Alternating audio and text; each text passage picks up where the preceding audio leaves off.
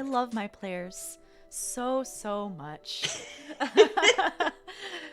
Yes, the Sooth deck stacks itself, everybody. I don't stack it. It's a divination tool. It just knows.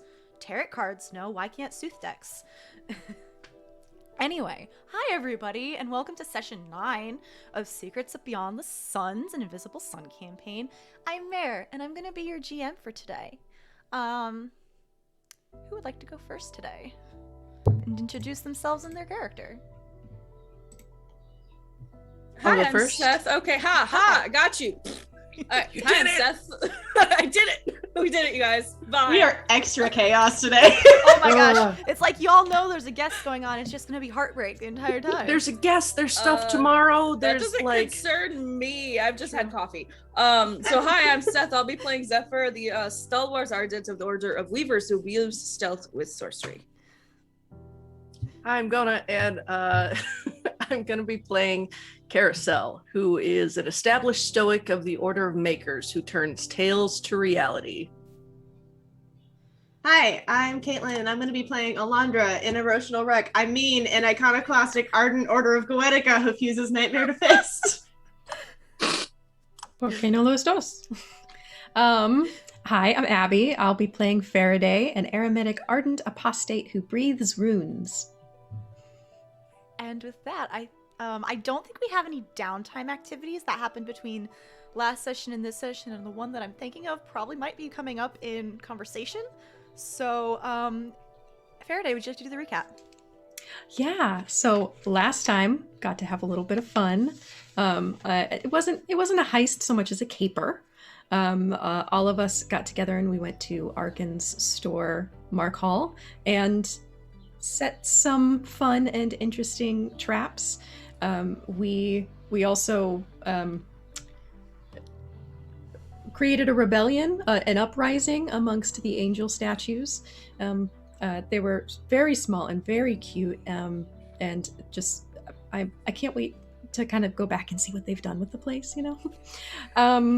So after we kind of set our traps and left that alone, we also went back to the Benighted Song for another open mic night. Got to see Mothula perform, and Karosael seems to be having some problems with his hearing, but only music. Not entirely sure what's going on with that. And Zephyr spent a lot of time over training with the Grey Reapers, and we spent some time trying to figure out how we are all going to get to Shadow. Are there any? Oh, I almost forgot the card before I went into the scene. I pulled the first card. The first card I pulled was the cat, which is the companion card. But unfortunately, it means I need to pull the next card because it's on the Silver Sun and companion cards. Fun stuff. Mechanics. So on the Green Sun today, I have pulled the card Looming Shade. Value of 9. Mysteries, rats, mirrors, and stone. Meanings: terror, doom, impending danger, unseen threats. Ghosts and spirits lurk everywhere. Most never interact with mortals. Some shades, however, prey upon mortals, looking to feast upon their fear, their flesh, or their very souls. The looming shade is almost certainly such a danger. It is terrifying, but it's not just idle fear. The threat is real. The best possible outcome you can hope for is it's not a horror that appears now, but is yet to come. So perhaps you can prepare for it. But readying for the unseen is always difficult. Even forewarned, how do you expect the unexpected? Gray magic is enhanced and indigo is hindered. Is there anything you would like to do and talk about before you head to the Marquee Quarter and visit the shop that Karosael is interested in?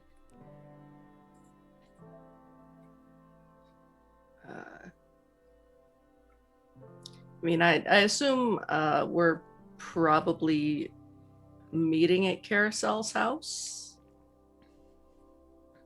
just because that tends to be how we do. How are my mushrooms? Slowly but surely they are growing back. Okay. Yeah. Cool. It's gonna take a little while. I don't know how fast mushrooms grow, but to get to the size they were, it's going to be a little bit. Yeah. He goes down there and like mists them every once in a while. Yeah, they're slowly but surely growing back. Also, Metatron is pissed at you, and he's currently ignoring you, staring out the window. I know, and I'm sorry, and I don't know what happened, but I know everyone else is going to be coming soon. Do you want to join us at the marquee? I know you like adventures. He hops up onto a higher shelf and stares out the window, ignoring you. Okay. I had to eat freaking mushrooms for 3 days.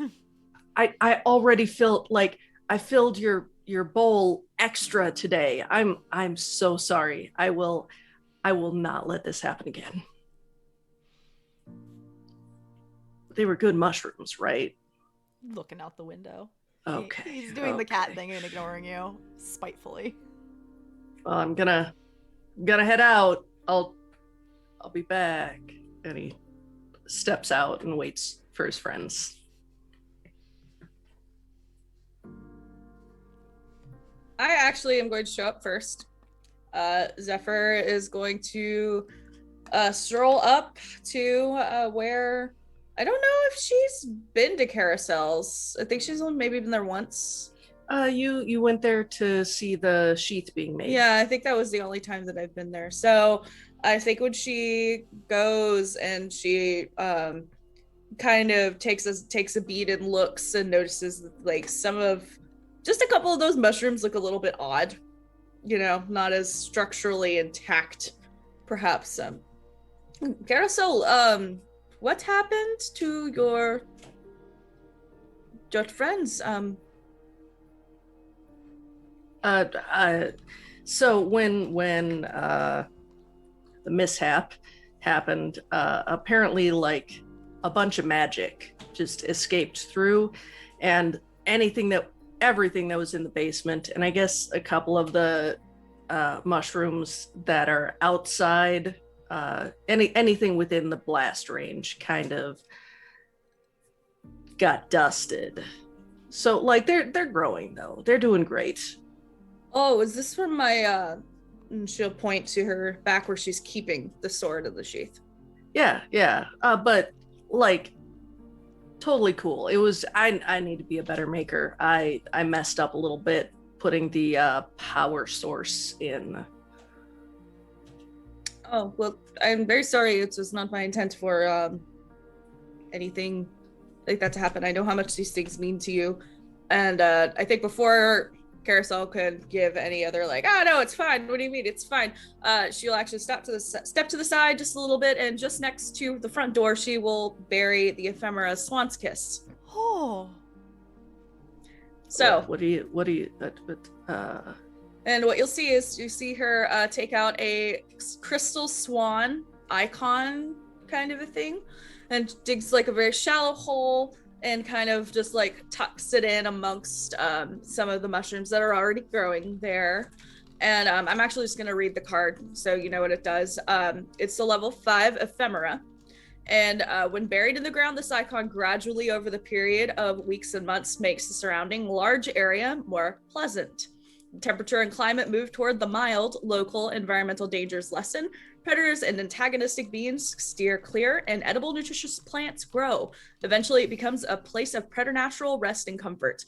The length of time depends greatly on where the icon is buried. In a simple field in indigo, it may take a few weeks. In the middle of a volcanic field in the red, it would take years. If planted by an empath, the Swan's Kiss, well, I'm not an empath, so that doesn't matter. Color is gold. Oh, that's so cool. Wait. Does this mean my neighbor won't be able to come in here anymore?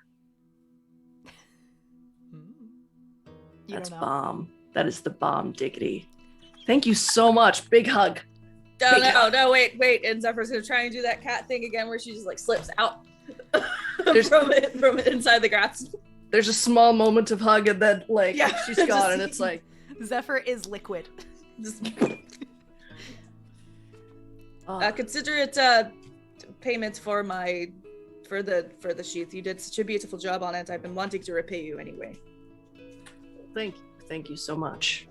Hopefully this helps. I made coffee while we're waiting for Alondra and Farideh. Yes, I just finished some, so I do need more. Here, give me that cup. And he goes in and refills it with a nice earthy brew. Farideh, Alondra? Yeah, I'll roll up.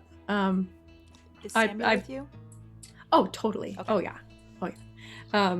Yeah, he's chilling on my shoulder with me, and I think I've probably been to Karosael's enough time that I just walk in now. So I walk in and find them making coffee. Farideh, you want a cup? I love Farideh. Sorry? What? What was? I said hello. Oh, yeah, hi. Karosael gets out his notebook. I was sorry. I guess I was just a little surprised to see you here before me. Maybe I'm getting late. Anyway, yeah, a cup of something and a cup of something decaf for Samuel would be great too. I can handle caffeine. Okay, just a little cup though. Okay, he gets out a little thimble and gives you guys a cup and a thimble of coffee, caffeinated. Chitter, chitter, chitter at you, Karosael. Yeah. Thank you. Thanks, of course. So, do you have like a plan for what we're doing today, Karosael, or are we just kind of going in? Oh yeah, I got a plan. At this point, Alondra will wander in as well. Morning. Morning, coffee? Please. Answer a big mug of coffee. Just kind of like 2 hands. So here's the plan. We're gonna break into the back door and we're gonna get in there. Okay. That's a plan. That's the plan. Do you have steps for how we will achieve this? We'll get up to the back door and I'll get out my lockpick set and I'll pick the lock and then we'll get in. And then we'll we'll look around. We'll see if, there might be, maybe she left an address or something, and we'll look around. We'll see if there's anything that we can do with this shop to make it mine.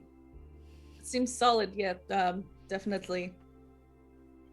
I mean, if I owned a shop, I would keep all the paperwork in there. It does make sense. And you've scoped it out? Yeah. Have you scoped it out since the last time we were there? No, I have not scoped it out further from then. It sounds we're definitely prepared.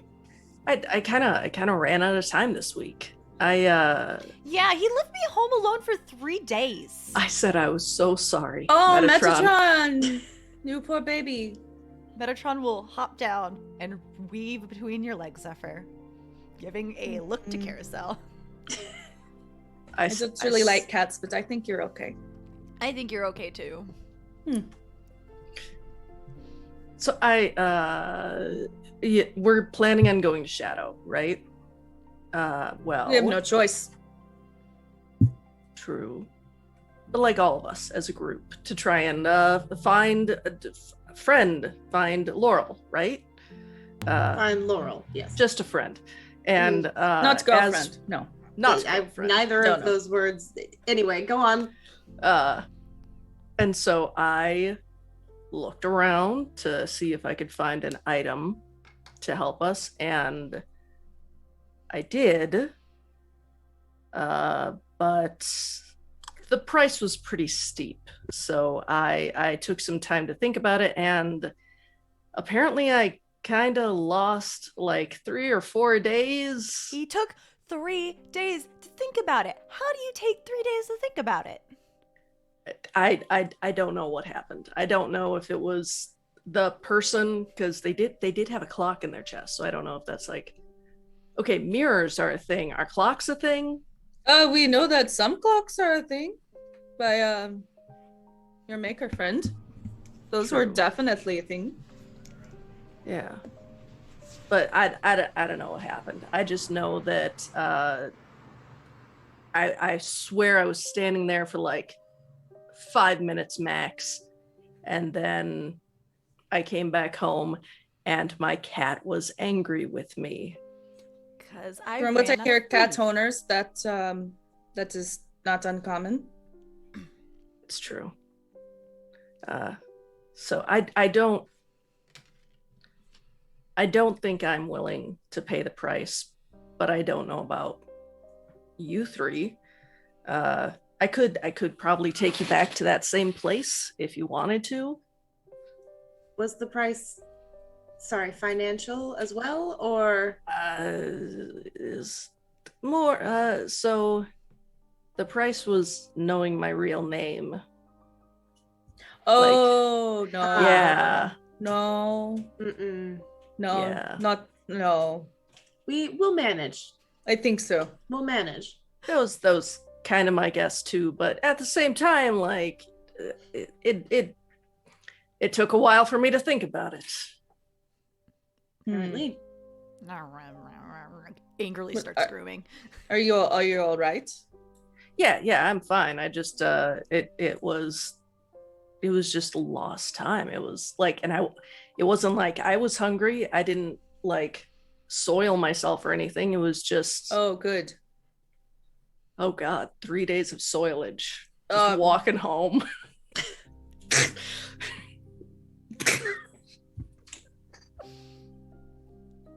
Ew. Ew. But no, I wasn't hungry or anything like that.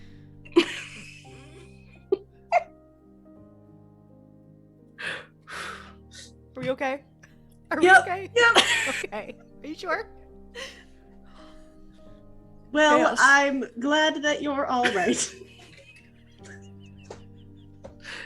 Me too. Why are Let's we go. Let's go to the store. You said you were gonna do the break narratively, so Hey, this is streamed live, y'all. We know. And Speaking to the audience. what the I don't know. It's the first thing I thought of was like 3rd grade. Sorry. We broke the GM. We did it. You broke yourselves too. Shut up. Oh, we're all in character. Everyone in character is laughing at a poop joke. Okay, this is great. Is Metatron? He's not. He's a little more relaxed. He's a cat. What about Samuel? Samuel's giggling. Yeah, it's the caffeine. Teeny tiny poop jokes. Well, if we're going to break into a store, there's no time like the present. Heck yeah, let's. We have let's had go. a little practice recently, so maybe this will go well. Yeah. Recently. I've got my tools. You guys do too. Speaking of Alondra, have you noticed anything different about the shop? Have you seen? Ooh, yes. Have you The seen Arkin consequences come of our by? actions. Oh, Arkin's shop, yes. Has Arkin come by in the last week? She hasn't come by yet, but Zephyr, you know, she's been starting to get she's come back with like some thought forms to help her move boxes, so it's probably going to be soon. I'm not surprised you haven't seen her quite yet. She has been.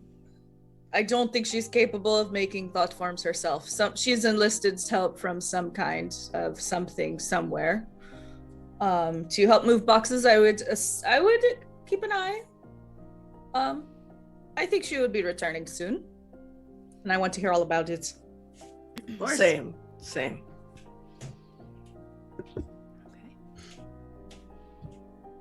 Anything else? Okay.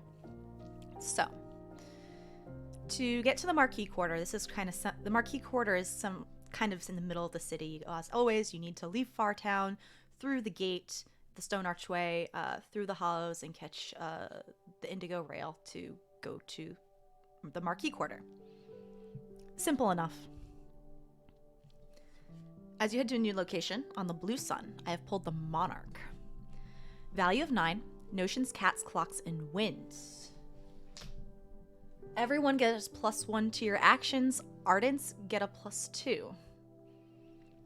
Meanings: authority, judgment, the land / the world. Ruler, authority, sovereign. The monarch stands above all and passes judgment.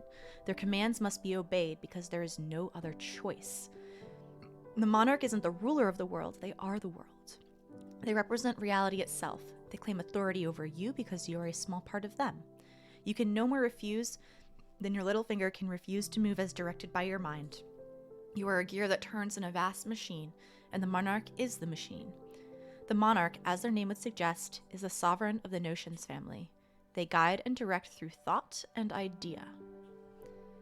When you arrive in the Marquis Quarter, this is the most elegant and, to be quite honest, pretentious part of Saturnine.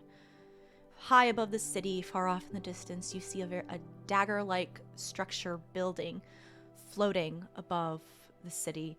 You would all know this to be where the Deathless Triumvirate, the leaders of Saturnine, live and operate out of. There are colossal buildings all around, many of which are glittering because they are made out of precious metals or crystal or glass. There are gilded carriages being pulled by thought-form horses. And there are some clothes that are, you can only imagine, are so expensive that it would be the equivalent of a house in another district. It is beautiful, it is bright, and to be quite honest, a little snobby.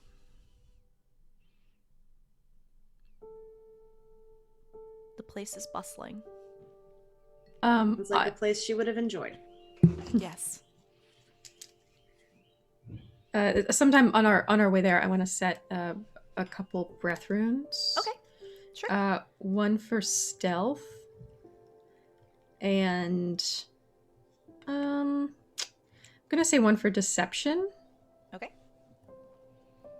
Yeah, and I'll do them in our secret dream language. Okay. Since I just saw a cat on the screen, Metatron did not join you.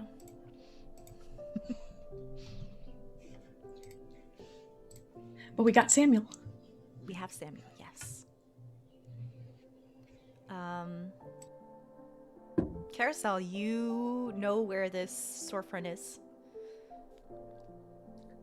We meander a little bit, like as though we're just coming to look at a couple of shops, but eventually we do find our way there and starts heading towards the back door.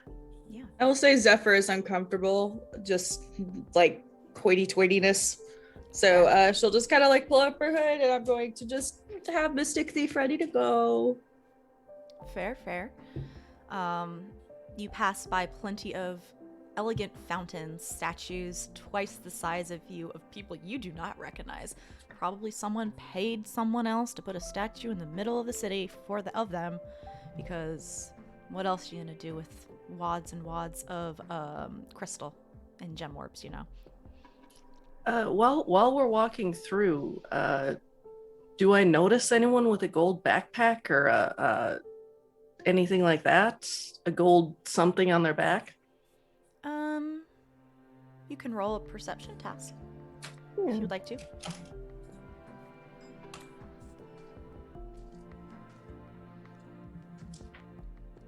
A 1. Absolutely not. There's just so much. There is a lot. Eventually, Karosael leads you to a storefront. The one that you can only assume he has been scoping out and has been wanting to buy from Laurel. There it is, has very large windows in the front, a single door with a ramp leading up to it. Through the windows, you can see mannequins, a lot of mannequins, and in a slightly dulled, peeling paint in large capital letters is the word panache.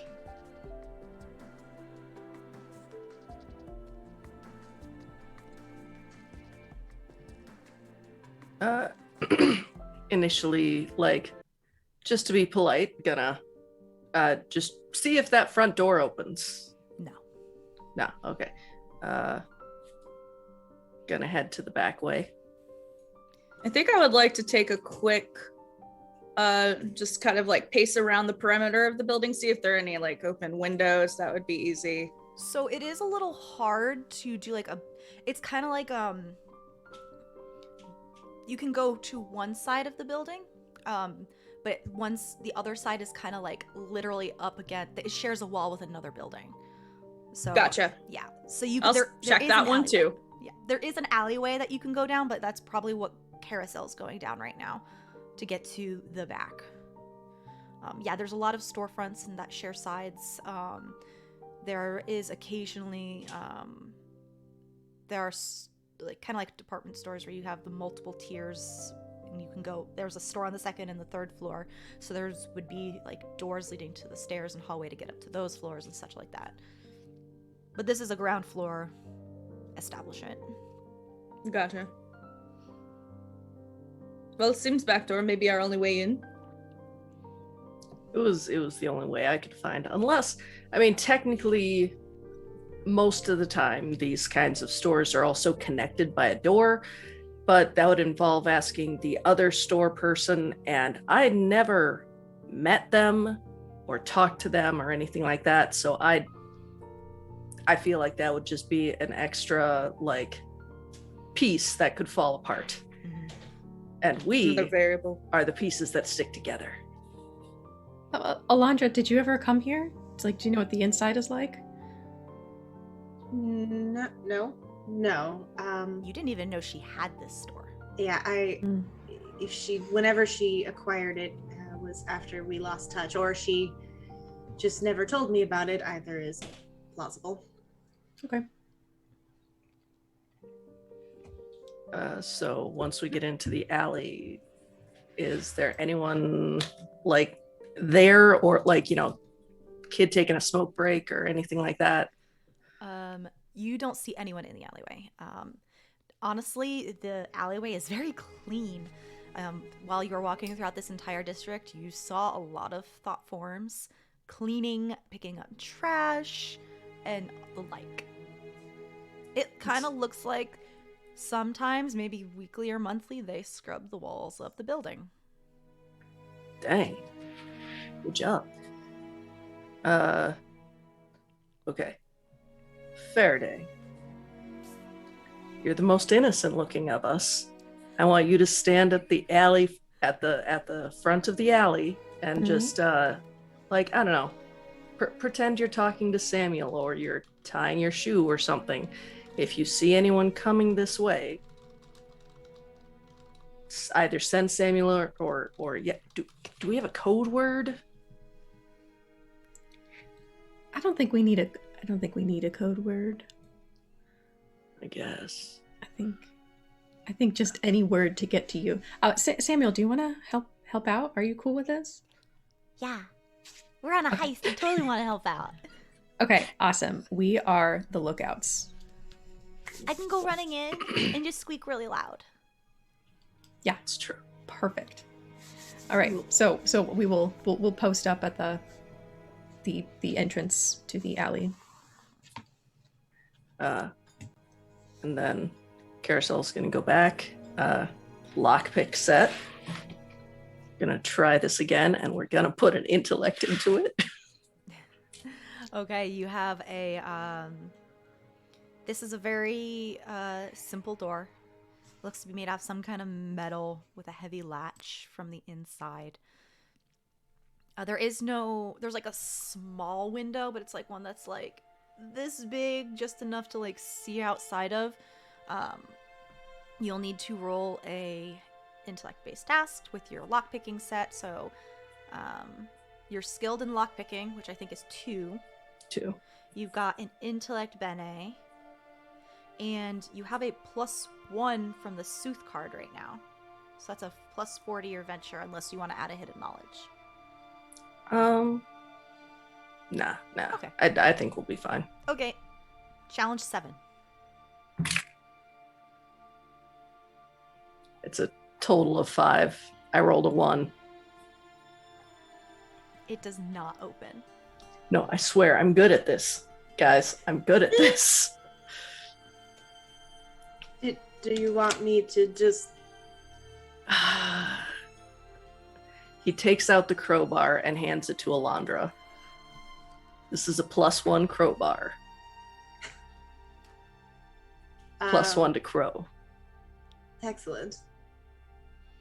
I will take the crowbar and like just kind of try to start wedging it in like just above where the latch of the door is. And I'm not trying to take the door off its hinges. I'm just trying to kind of like get the latch to release forcefully. Okay. Do you have proficiency in, I think, light weapons? I don't think you do. I don't think so. I have proficiency in fists. Yeah, so you have a +1 from the crowbar. You get +2 from the card. Mm-hmm. If you want, you can add a physicality bene to make this work. I think Zephyr's just gonna watch this go down. Like as soon as Karosael hands her the crowbar to pry the door of this fancy ass shop in this fancy ass district open, Zephyr is going to just idly like pseudo weave some shit with her fingers, and it's just like there, bright electric teal, like You knew what this was for when I bought it. So you have clearly no option but brute force. Oh. So you have a +3 to your adventure. Are you adding a physicality, Benny? I am, yes. So that's +4. Okay. Or you can also add a hidden knowledge if you'd like. Sure. Yeah, I know a bit about the construction of doors, maybe where to apply pressure to hopefully pop it out. Sure. You need to roll at least a 2. On the D10. Are you fucking serious? That's a 0. No, my crowbar. I think with a 0, your crowbar cracks. Oh no! I'll buy you another one. I'm so sorry. I have extra funds. I'll replace it. It's okay. She knew what she was in for. Also, there's a loud twang as the door fails to open. You hear this, Farideh, from the end of the alleyway. Do you think they're doing okay? Maybe that was a success. Maybe that was just, just a part of the plan. So are you guys ready? Do you want to go inside? Yes, please. Yes. Please do it, Yeah. Zephyr. Yes. You wanna? Mhm. Okay. All right, are you sure? I'm just trying to, protect your not limited, but quantitative resources. Mhm. But Of course. Yes, I understand. Yep. Yes. Yeah. Makes perfect sense. God. Zephyr's gonna weave. Get this shit open. My God. Beautiful. You've been bested by a door! Yeah, I don't know what to tell you. Oh my God. Okay, so let's do let's see here. Absences. Sounds. That sounds really good actually. Let's do subtlety from Moonlight, and let's do let's do Big Brain. Okay, so we're gonna do Freedom and Moonlight. Aggregates are gonna be subtlety and destruction. So subtle destruction, one little tiny piece of destruction. And what I'm gonna do is just try to target the latch itself, and just like destroy boing! it. Just it open. Default duration is going to be 1 round. Default range is near. Okay, I will definitely say you do not need to change your range or your duration. The base, I think the base, what you would need to do, the base sorcery you would need to spend is 2 to destroy an object up to 1 pound. However, that would only give you a +2 to your adventure, but as a weaver, you can spend as much sorcery as you would like. If you want this to be an automatic success, you would need to roll use 7 sorcery. But you need to spend minimum 2, up to 7. Okay. So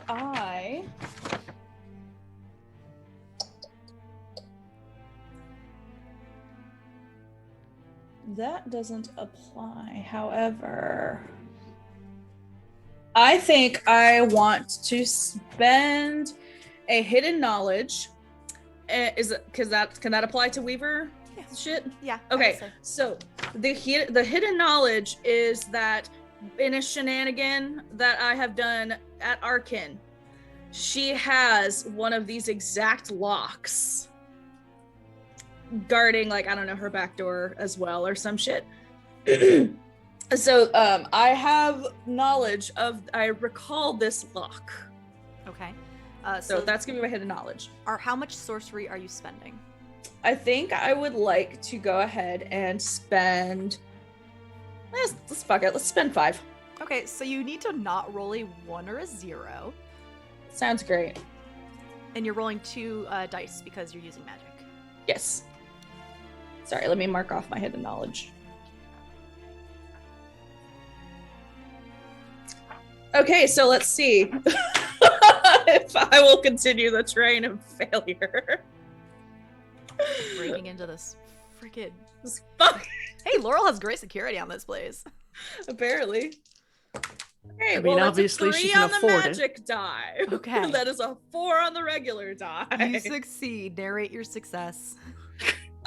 So as opposed to what you just saw me do, which was like a whole lot of shit, what actually happens is Zephyr just like does this and like snaps her fingers and it just gently swings open. Yeah. It's super anticlimactic. The lock is broken, but it's open. Excellent. Yes. Well done. Karosael puts his lockpick set away. Beautiful. And I'll go get Farideh. Okay. Farideh, while you were like walking around, people don't pay you any mind. Noses are in the air or talking to people. People do not give you a second look. Cool. Is there anyone that I might recognize, or are these all kind of like a different echelon of people that I different hang echelon. with? Okay, cool. It's also crowded. Yeah, great. Hey, are we good? Yes. Okay. Should I stay here or No, I'm coming. Okay, all right. Probably, it's fine. All right. I'll follow. Karosael, you don't know how much use it is now, but do you want this back? Yes, please. It's only cracked, right? It's not fully broken. Right. Okay, so still a bludgeoning weapon, like perfectly fine. Yep. It's fine. Excellent. I'll hand the crowbar back. This back door opens up into a storage room. The storage room has some boxes on the floor. It looks kind of one or two of what looks like it's kind of been made into a makeshift desk. There are a lot of mannequins also in the storage room, different sizes and heights, and there is no current illumination in here. Yeah, they loom. What if she was just selling mannequins? Ew. Like, is that a thing? I mean, so they have to get mannequins from somewhere.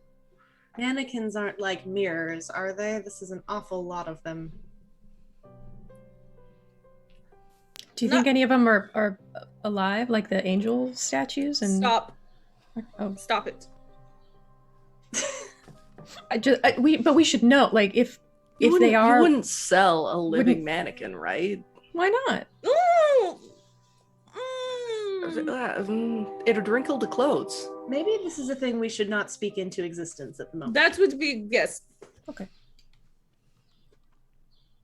I'm going to keep an eye out for moving mannequins. Very well. Samuel hides in your pocket at the mention of moving mannequins. Great. Very reasonable reaction. Is there like a light switch or? like feeling around on all the walls. Accidentally touch a mannequin head. It is cool and smooth. The mannequin? The mannequin, yeah. The wall. Also, the wall is just a little rough. The back room isn't like painted or anything. It's kind of like concrete. It'll take a little bit of walking through the room to get to like the other door at the end, but there is a light switch at the other door. As we get like everyone is inside, Karosael is going to like take the slightly cracked crowbar and actually just put it so that it is a wedge against the door. Okay. So that like it won't be a lot, but people might test the door and think, oh, it is locked. Okay. Where are you headed? I don't know. Is there? I guess we got to find an office. Speaking of, the next card. Before you do that, I'm gonna take an action rest. Sure. I'm just gonna replenish my sorcery real quick here. The card I have pulled on the indigo sun is the looming shade. 9. Mysteries, rats, mirrors, and stone. Stoics have a +1 to their ventures. Meanings: terror, doom, impending danger, unseen. Wait, again? threats, ghosts and. Yushu? Ghosts and I'm mannequins. sorry, wrong one. Enveloping darkness. Oh, that's better. Better. That's why I was confused. They were both had to do with darkness. Value of 5. Mysteries, rats, mirrors, and stone. So you still have a +1 to your ventures, Karosael. Dark is an meanings: restriction, loss, endings. So not much better. Dark isn't an absence of light. Light is an absence of darkness. Darkness is the default. It moves in to fill any place the light abandons. The dark was the totality of the actuality before the suns existed. And according to many, the dark will be the totality again once the suns are gone. The darkness is the end. It takes things. It takes us. It grabs, constricts, and overwhelms everything not warded by the light. Invisible magic is enhanced. It knows. The deck knows. I just Oh, want great. to Excellent. do crime. You said there was a makeshift desk in this room. Yeah. Can I go look and see if there are any papers or anything looking interesting on it? Sure. I won't require a roll. This is fairly simple paperwork. It has to do with plans for the shop of Panache. You recognize Laurel's handwriting, and it looks like plans to make Panache into like a high-end like fashion store or like consulting service along those lines. Fancy schmancy. Karosael, these may mean more to you than it does to me. I'm not as versed in It's a tailor and style consulting business. Oh, okay. Okay, cool. So she wasn't selling mannequins. I wonder where all the clothes went. And it seems like the shop wasn't entirely a front either, interestingly. Yeah. Like, this is the only paperwork in here, or? Yeah, in this initial back storeroom. Yeah. Okay, so this might have just been like layout plans, like here, do this with my clothes kind of thing. This isn't the real paperwork. So we still got to find an office. Are there any dates on anything? The dates anything that is dated is middle of the investigation dates. Okay, so pre-shadow. Pre-shadow. Like literally smack dab in the middle of the investigation. Are there other things being stored back here besides just lots of mannequins? Are there boxes and materials, supplies back here? There are boxes. They are mostly empty. If no one's done it yet, I'm gonna go turn on the light. Yeah. Well, I know I was looking for the light, but I didn't hear if I found one. I didn't hear you turn it on, so I'm gonna do that. You easily turn the lights on. For a split second, the shadows from the mannequins just kind of like catch your eye. before everything settles. There is a second door, probably leading out to the rest of the shop, just by logic deductions. Cool. Let's move out. Opens the door. Anything behind it? No. Like just a small peeky. Looks like the front of the store. Okay, cool. There is a cashier area. You see all these mannequins lined up in the front area. Occasionally you see a clothes rack or two. There are some dressing rooms, like just curtains over some areas, which would be a dressing room. And there is another door. Is there a single scrap of clothing in here? No. I feel like she did a lot of the prep work without actually getting inventory, and honestly, that's where a lot of people fail in getting a shop together, which, I mean, maybe that was the issue. Was she good at fashion? Oh, yes. Well, she was good at wearing fashion. I don't actually know how much of it she created, but she always had very nice outfits. She looked nice most of the time. Well, we did see some of her cloaks in her house, and they were pretty fancy. It's true. It's yeah, okay.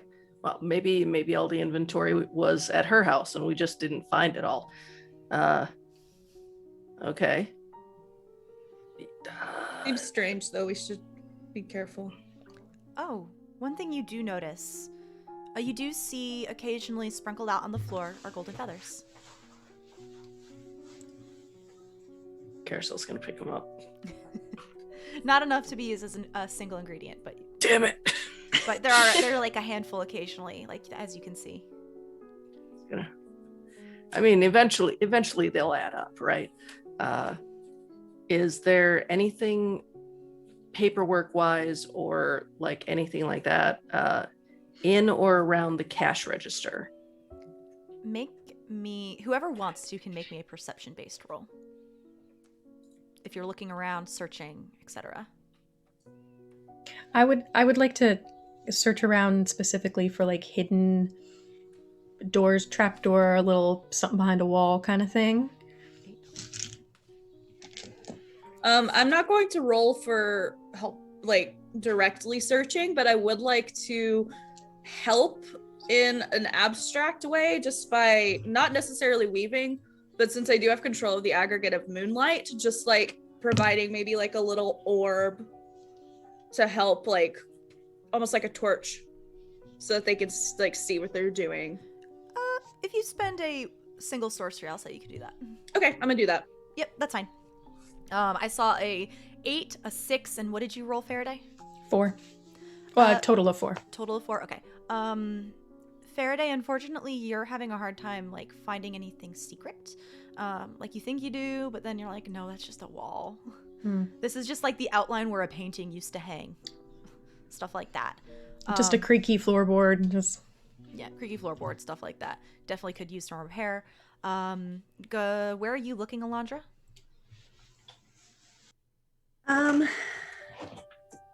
Karosael's at the cash register. I am looking around, around the groupings of mannequins, just to see if there's anything that got dropped or like is like half underneath something or anything like that. Okay. Karosael, you're at the cash register. It is an actual cash register. It is able to be opened and along those lines. Inside you do find like a little hatch, like a little latch that you can pull. Did you pull? Do I find, like, I'll make a mental note of that. Do I find anything else before I pull that latch? It is mostly empty. There is no, unlike in Arkan's register, it has no crystal or mage coins or anything along those lines. Okay. You do have to like pry open the register, but like compared to the lock at the back, it's no big deal. Yeah, truly easy. Okay, so I found a latch. Everyone just like, be prepared. I don't know what this latch does. It might literally just be like, 1,000th customer. But, and he pulls the latch. Alondra, before Karosael does pull the latch, you do notice that there is a large cluster of mannequins near one side of the store and a wall, like a certain area of the wall. I will go over there and just look, see if there's anything out of place. Karosael, when you pull the latch, Alondra, you hear a click and a door appears magically. Oh, whatever you did, it worked. Nice. High five me. Oh, I was just over there though. I just didn't. I don't know. I swear I was looking for it, but I missed it. Maybe you loosened it a little bit, so the latch just kind of did the last bit of it. Totally. Yeah, like wiped away the dust. Mm-hmm. Perfect. You wanna open it, and then Karosael will walk over. Yeah, I'll kind of just see, peek through. Inside, you see another office. This one seems to be more thorough and used. Inside, you see a desk, a comfortable-looking chair, stacks of paper, a small basket, couple file cabinets. I suppose we each take a corner. Sounds good. I'll go to the file cabinets. I'll go to the desk. I'll go to the trash basket. It's not a trash basket. It's kind of like a little craft basket along those lines that you can put stuff in and it holds not Tupperware, but She crocheted. Yeah. I'll look through that then. Farideh? I'm going to continue to look for hidden doors and things. Inside? Okay. Yes, I want to find the hidden room that's in the hidden room. The only one that's going to have to roll for this is Farideh. Everyone else is able to search through everything fairly easily.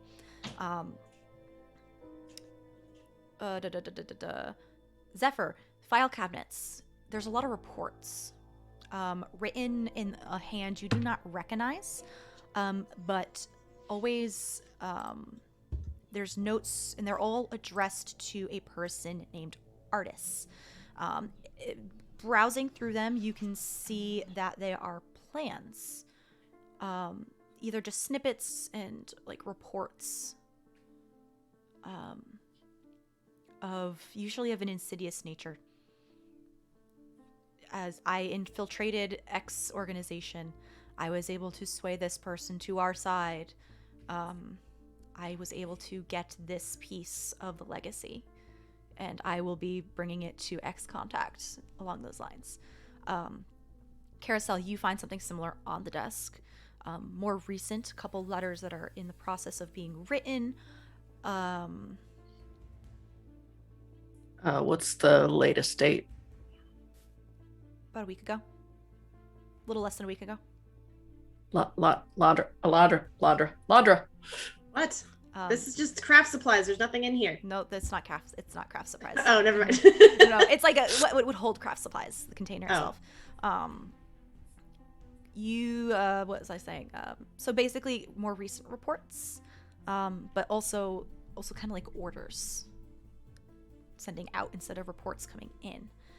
Alondra, in the basket, you see something that looks familiar, but also is not. You would only know what this is because Laurel possessed one of them herself. Inside, about 4 inches wide, are a couple of orbs of a variety of colors.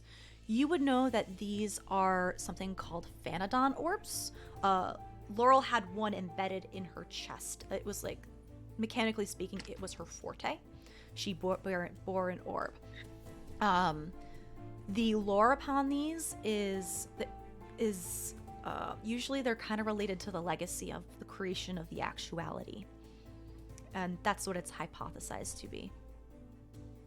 but they are essentially stone spheres of concentrated power. Farideh, what'd you roll? You don't find any secret doors. I'm sorry, sweetheart. But Alondra, I'm enthusiastic but not good at heists. Alondra, at least one of these has blood on it. Has what? Blood. The reports that Karosael found, were those in Laurel's handwriting? No. Had we? Okay. None of these are in Laurel's handwriting, and any that are old. This like, is before Shadow old. Someone else's headquarters. This is concerning. And I'll show the orbs to everybody. Karosael seemed to have something that was also concerning.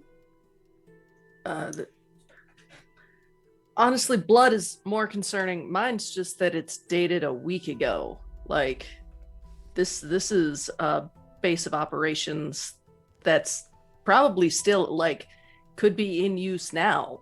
Mm-hmm. That, if you recall, my original theory was that her owning this shop was a front for the Vespertine. I think this might be confirming that. I'll kind of pass or just like flash the papers that I found, and it seems that way. Lots of references to infiltration and the legacy and other such nefariousness. Farideh, did you find anything? Shh. No, You don't find any doors.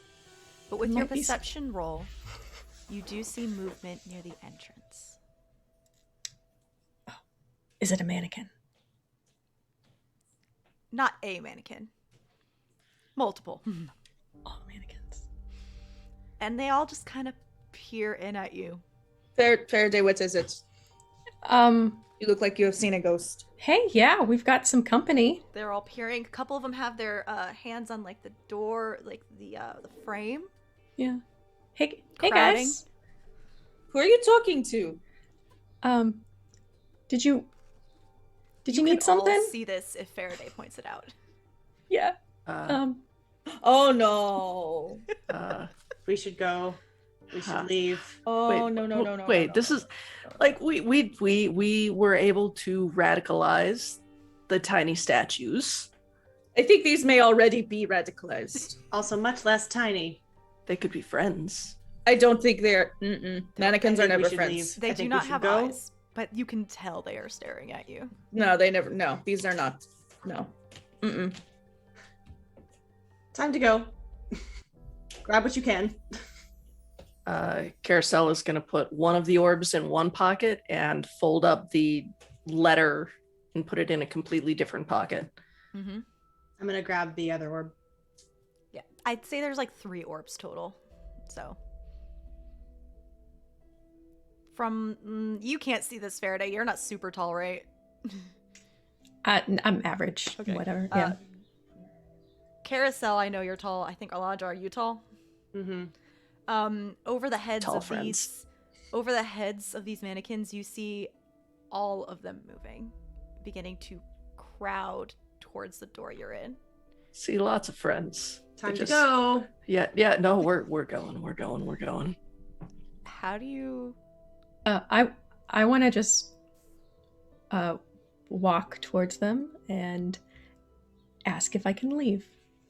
How close do you get? Not within arm's 5 feet. They stare at you. Oh, sorry. Yeah, we were just heading out. Came to check things out, but I don't think we need anything. So we were just gonna leave. They stare at you. Do you want to come with us? I know it's kind of small in here. There's so many of you. Like maybe you could walk out with us if you want. The inside of this place is super clean as well, right? Or is it? I mean, it's been abandoned for a while, but Except for like the occasional feathers, it's fairly clean. And dust. There's dust, you say? A little bit of dust, yeah. Would there be cobwebs? Yes. Maybe I would not, like to. I want to roll to try and find a spider. See if I find a spider friend. Sure. I am going to, I guess, use a perception. Yeah, it won't be a very hard check. Okay. I'm still gonna use perception because why not? Okay. I'm just I'm not weaving anything. I'm literally just gonna look for a spider to help out. Mm-hmm. Sure.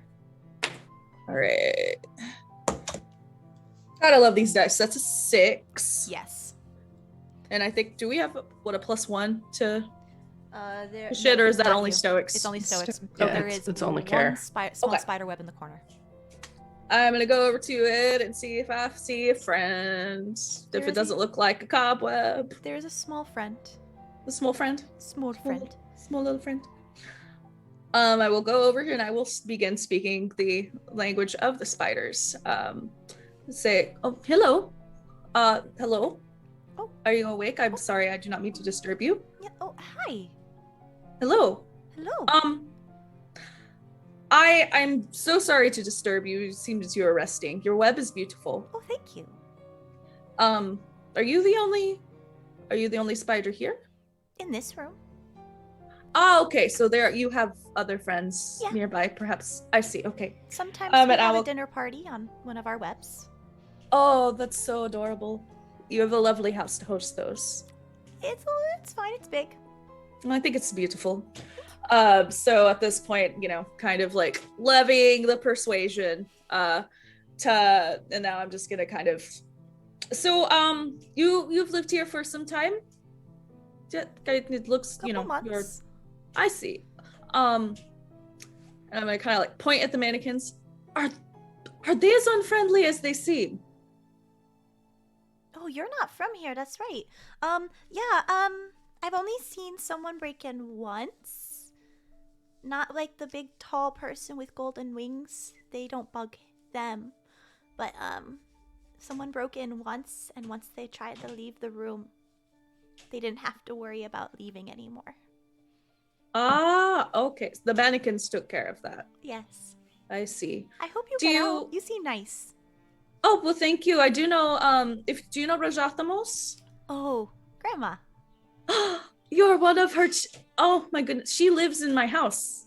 Oh. Hello, I'm Zephyr. Hello. Hello. I knew you were just, the architecture clearly is in the bloodline. I would love your help to find a way out. We are not here for a bad reason. We are not here to hurt anyone.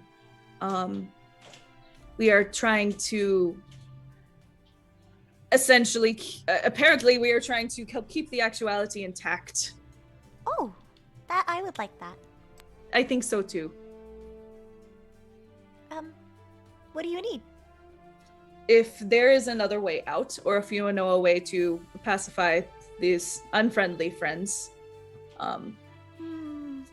if your other friends can help in any way, anything would be welcome.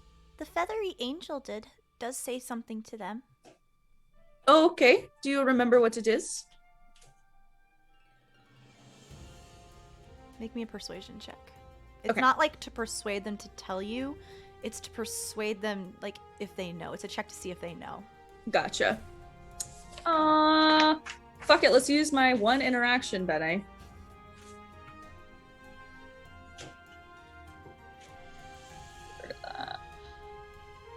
Don't you have a Scourge or a Vexen interaction? Not interaction. Movement? It's in movement. Okay. Never mind. It's because tiny short legs. She's gonna kill you. Anyway, build your venture. I'll kill you later. I don't think I have anything else that applies aside from the +2 to persuade them to do something. I don't know if that applies since they're not persuading them to do something. I will say it Cool. applies. I'm just going. I'll Okay, say it sweet. applies. So +3 total. That is a 9. Yes. Yes. The angel has told them, and then it repeats a word. it repeats it a couple times for you because it's not in a language you understand.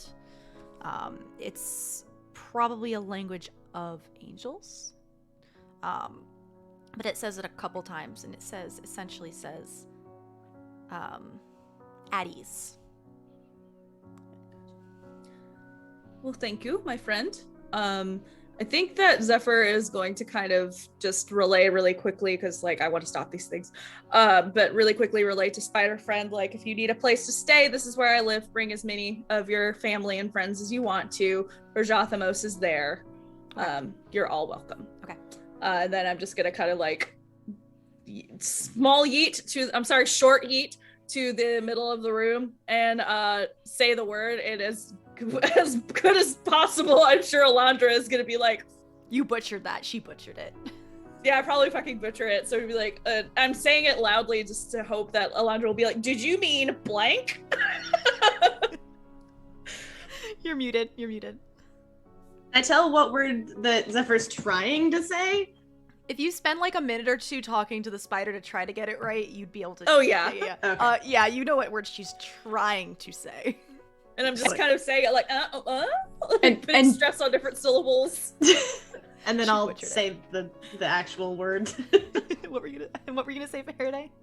Just that during this time while the spider conversation's going on and Alondra and Zephyr are figuring it out, I'm just standing there just trying to chat up these mannequins that aren't responding. Nope, they ain't responding. Yep, just trying to at least hold their attention. Chat up some mannequins, you know. Beautiful. Alondra, when you say the correct word, the mannequins slowly back away and take their spots where they originally were. Well done, Zephyr. Oh, thanks to my friends here. Yes, and your friend. Good job. Yes. Good job. They're very useful. Thank you. It waves. Please feel free to host your dinner parties at my house. Shall we, I will provide like mushroom cookies. Before they reactivate, shall we Oh, yes. We're gonna skip ahead a little bit. As we get out, like Karosael might accidentally bump one. Do they do anything if touched? No. Okay. It seems they were only active when someone was in that room. Okay. Should we put them back in the same general area? Oh, they moved back to where they were. they went back? Oh, cool. Yeah. Good job. Good job. We did take the orbs. Okay. You can write 3 Fanadin orbs in your inventory. I think, right? Karosael took one, Yeah. and I have the other 2. Okay. If it's okay, we're gonna skip ahead a little bit. Is there anything else you would like to last minute do before you head to Shadow? Zephyr, I don't suppose there's any. Can you fix this? You called me short earlier. I heard that. It's not for me. It's for Alondra. I don't care. It's crime. Alondra is not the one making the request, so no. What are you using? May I me for? suggest duct tape? I was just like making it so that like the lock isn't obviously broken. It's fine. Tucks the crowbar. Move out. I don't actually. Hold on. I don't think I have anything that can even help with that. Blah, blah, How you can go blah, from blah. like, thank you so much, let me plant this thing to make your area lush, and then angry because someone called you. Yeah, you called me short. Fuck you. Not you, just your legs. No difference. No difference. Subtlety, quiet, silver, darkness, deception. I don't have anything that'll help anyway. But Zephyr, you don't know that. What you hear is Zephyr being like, "No, I will not help." Not, "No, I cannot help." But just no, from Seth's perspective, like, I can't help. Like, no, I won't. Yes. And the only thing is, I just want to, before we go, I want to swing by the song and just let Summit know that I am probably going to be gone for a while. Everything's fine. Do you mind if Samuel hangs out here for a while? I'm afraid he might get lonely at my house. You don't want me to come with you? It's up to you, but I'm worried about you in Shadow. Oh. I don't know how they'd react to a talking rat. Oh, but I'm gonna miss you. Yeah, I'll miss you too. I will bring you a souvenir. Okay, you don't, okay. Okay, you can, see, here's the thing. If you come to Shadow, you probably shouldn't talk, because rats don't talk there. But you're the only one who can understand me, so it's fine. Oh, okay, I guess that's true. I forget that others can't understand you. Okay, well then, I leave it up to you. Do you want to come? Okay. Is Samuel going to count as an extra person in our spell? He will not. Wonderful. Okay, well then, Summit, I am taking Samuel. But okay. Bye. We're gonna be fine. We're going on a little bit of an adventure, and hopefully it will help solve that death that happened. So Summit just gives you a nod. Good luck. Thanks. The only thing I'm doing in preparation is replenishing my pools. Do I have to bother with the rests? By the time we're gonna do a little bit of a time skip, you will have your pools will refresh. And the rests as well. And the rests, yes. Sweet.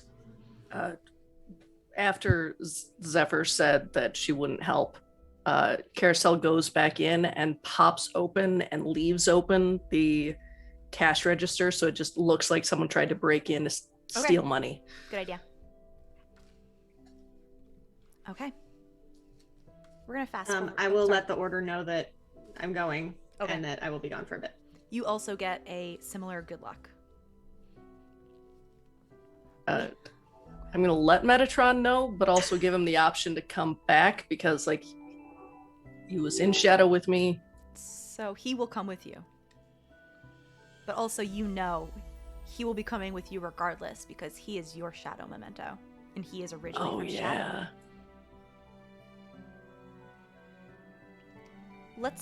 I'm going to read the next card. On the gray sun of shadows. The Eternal Mountain. Value of 4. Vision, swans, blades, and water. Meanings: unchanging, solitude, memory, eternal, long life. The mountain stands alone and unchanging. It always has and it always will. Some find this compelling, others terrifying. The mountain sees all and never forgets what it has seen. Eternal Mountain is the location card of the Visions family. Zephyr, I'm assuming you went to go talk to Cicero when you were ready. Yeah, in preparation, absolutely. To figure out who's my partner, all the logistical kind of things, what can I expect, blah, blah, blah. Just getting as much information as possible. They gave you the exact time and place where you will be leaving. Okay. And when you arrive, you find Cicero. Oh, hello. I did not expect to see you here. They take their sunglasses off, and you see that their eyes are a bright green, no longer mirrors. I figured it'd be a good idea for me to come with you. First time. Oh, I am honored. Do you want to cast a spell and do the honors, or would you like me to?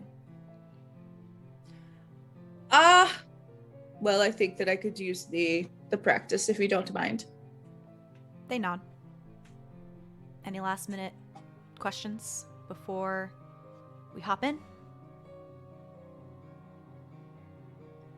I think I'm ready. Okay. I will find you as soon as possible. They take out a scrap piece of paper and scrawl something on it and hand it to you. If I can't find you, this is my cell phone number. Oh, it's so strange. How some Vizsla can remember these things. I have immediately forgotten all of these things. This will be useful, thank you. And she will tuck it away. I don't know where you're going to end up, so I'll try and get there as soon as I can. Of course. Likewise, I don't think I have a way to contact you. I remember very little from my time in Shadow. But I trust you. You're much more experienced at this than I am, so. They put the sunglasses back on. All right. After you. Indeed. Okay, let me see here. You're gonna have. All right. To get. Go ahead. Sorry. To get both of you, you'll have to spend 5 extra. sorcery. You have to spend 5 sorcery. Gotcha. Cool beans. Get rid of that. All right. Sounds good. So, Zephyr will go ahead and cast Pathwalker. What does it look like? I'm thinking that it's a little more structured than her usual spell making. This is not a Weaver spell. This is an actual spell. It's a green, under the green sun. It is teleportation. You actually only need to spend 4 sorcery then. Because it's green? It's under the Eternal Mountain is green, so you only need to spend 4. It's cool 1 beans. sorcery less. Love it. I just ran out of lead. That's fine. So I still like to think that it's it still looks like weaving warps and wefts and things together, but it's just a little bit more almost computerized. There are like, it's instead of like this free form like loom style threads being sewn together, it is almost like if you've ever seen just a sewing machine that's computerized. It's just like kind of like loading line by line by line by line by line. It is a little bit less electric teal and more just like a hexadecimal code for like green. I'd like to think that there is a glow and that it is overtaken by the green slowly turns to indigo as they're transported. The 2 of you fade away, and we will go to Farideh, Zephyr, and Farideh, Karosael, and Alondra.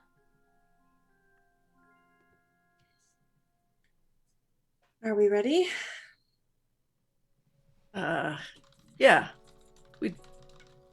Yeah. Think so. Actually, I'm gonna set a breath rune for resist if I can do that. You may. Yeah, heck yes. I'm gonna do the enhanced rune, which gives me even more things. Okay. All right. We all have Karosael's cell phone number, so. And you guys couldn't figure out what yours was, or? I don't remember. All I've got's like the area code. I don't remember the whole thing. Actually, can you just, Karosael, can you just like write yours on my hand just in case? I'm worried about like losing my stuff too. I don't know.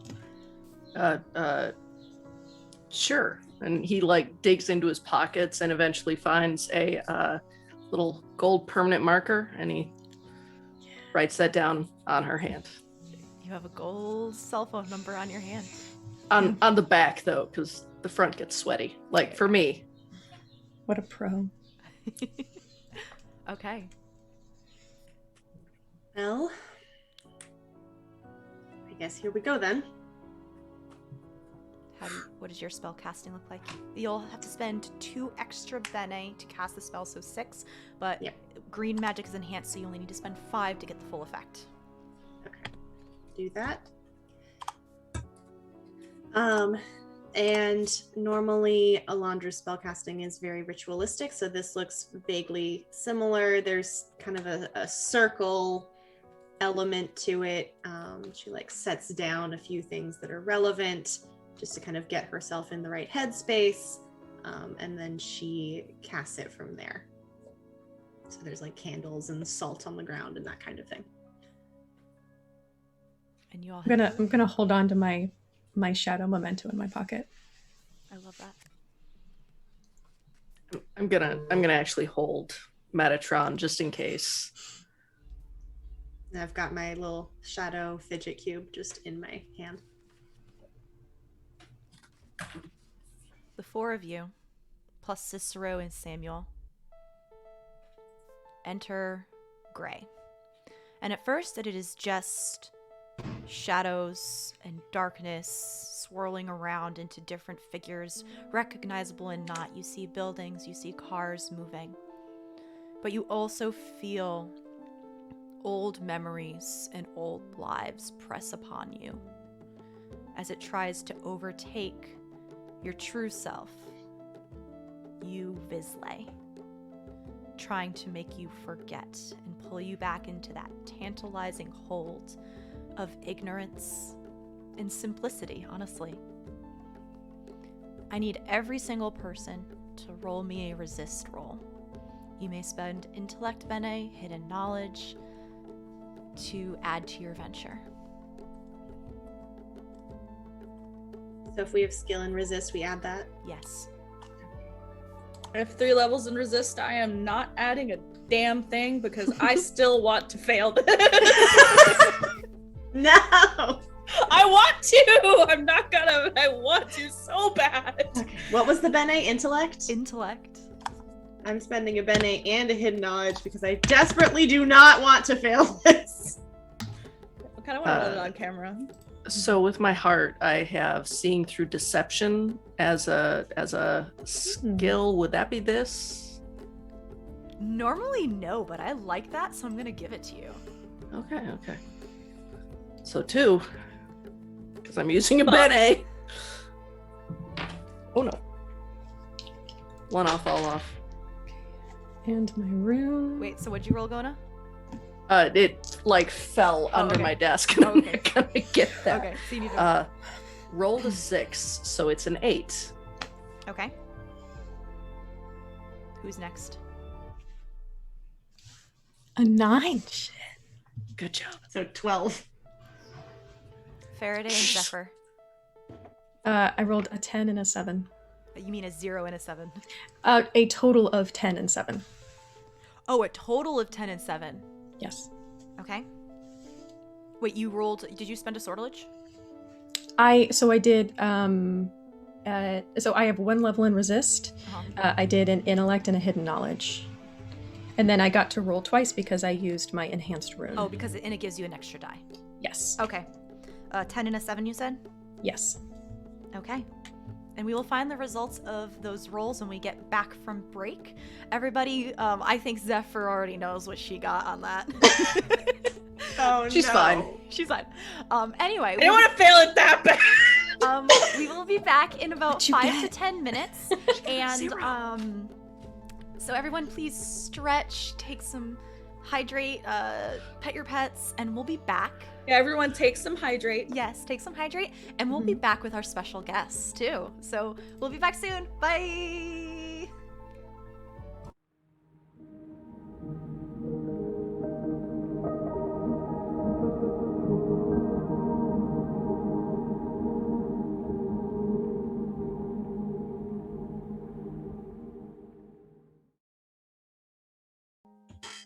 Hi everyone, we're back from break. I hope you stayed hydrated, you got some food, pet your pets. As you can see, we have our guest now. Sarah, would you like to say hi? Hello everyone. I have been sitting on the edge of my seat for this episode so far, and I feel extremely lucky and honored to join in on the fun now that we've arrived in Shadow. I will be playing the part of Laurel. And should I share the character sentence or No. not? You're not a Vizsla Perfect. yet. You don't remember you're a Vizsla. It's fine. Love it. I think that's all you need to know for now. As you enter Shadow, we pull the next card on the Pale Sun. The Imperator. Vision. Value 9. Vision, swans, blades, and water. Meanings: wisdom in war, turning points, deciding factors. Sometimes conflict is needed, and the Imperator believes that keeping a level head and using intellect and wisdom rather than rage or brute force paves the path to victory. Of course, not every crisis point lies within a literal battle. Some conflicts take other forms, stressful situations, or some are prone to make rash decisions based on emotion. But not the Imperator. Follow his example. The Imperator is the sovereign of the Visions family. He is a leader, an advisor, a teacher, and a mighty warrior. This is the Sovereign. Everyone gets a +1 to their actions, a +2 if you are an empath, which we have no empaths in the party. We start with Alondra. You find yourself in Shadow, and you find yourself in the baggage claim of the White Plains Airport in New York. It's it's hard to tell with your memories being collided with your old shadow memories, but you think you're here on business? You just offloaded from the plane, turning your cell phone on. You are dressed in business garb, a small suitcase next to you. I will look at the phone for any incoming notifications. You have a text message that just arrives from... Where are my notes? From Eliza, hoping that you landed safely in New York. Hearts. Kiss emoji. Hopes you come back soon. That's strange. This is fine. I will immediately pull out Karosael's phone number. It is and type it into my phone. It is a yeah, you type in Karosael's number. And it immediately goes to voicemail, but not voicemail. It's because the number you have typed in is an international number.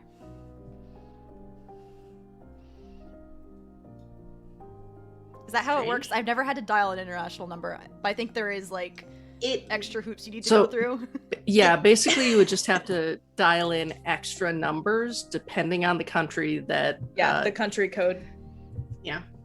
You remember... Unless your plan is like real weird. So you'd have to redial. Yeah. Google France's area code. Yeah. I will do that. Okay. As I'm like kind of walking out of the airport. Okay. Paul.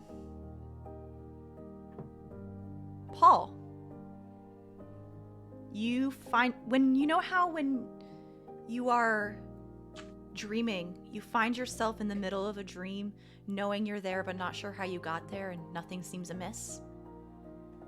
You find yourself on a bench, middle of France in a small neighborhood. Hey, Matt, I normally don't bring you along. Meow. What were we doing, buddy? Am I just giving you walkies? Where's your leash? Meow. And he starts gets into a pocket of his cargo pants and gets out a leash and puts that on Metatron. Yeah, good boy. What are we doing? He checks his phone. Like, what time is it? What day is it? It's about 2 days after the failed heist. Early mid-afternoon. In France. Well, no. Yeah, early mid-afternoon. Like mid-afternoon. Wait. Fuck. And he starts texting the crew and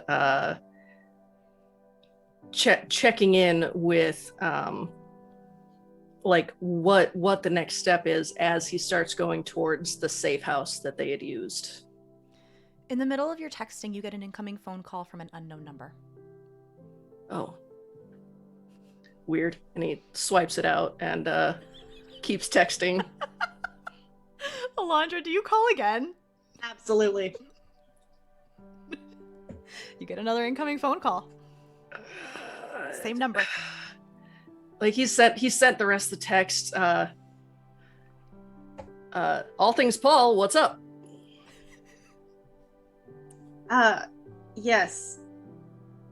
Hello, who am I speaking with? Hey, my name's Paul Hunt. You called me, buddy. Shit, and I'll hang up the phone. I mean, she sounded cute, whatever. Hangs up the phone and continues to walk. Alondra, you get to add a hidden knowledge to your pool from Mindy. Thank you, Mindy. Paul, you got this weird number.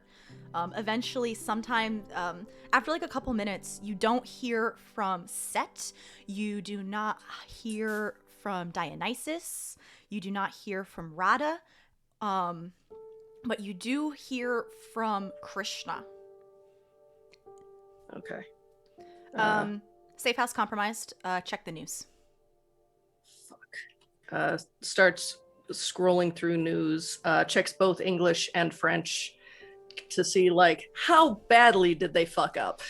It is a headline over the last couple days of a failed heist that was done on a small store in France, not in like the tourist area, but definitely like in a small enough area where it would be big news because it's such a close-knit community. You would see the people you don't hear from. You would see Dionysus's, Radha's, and Isis's faces in the news saying they were taken into custody for robbery.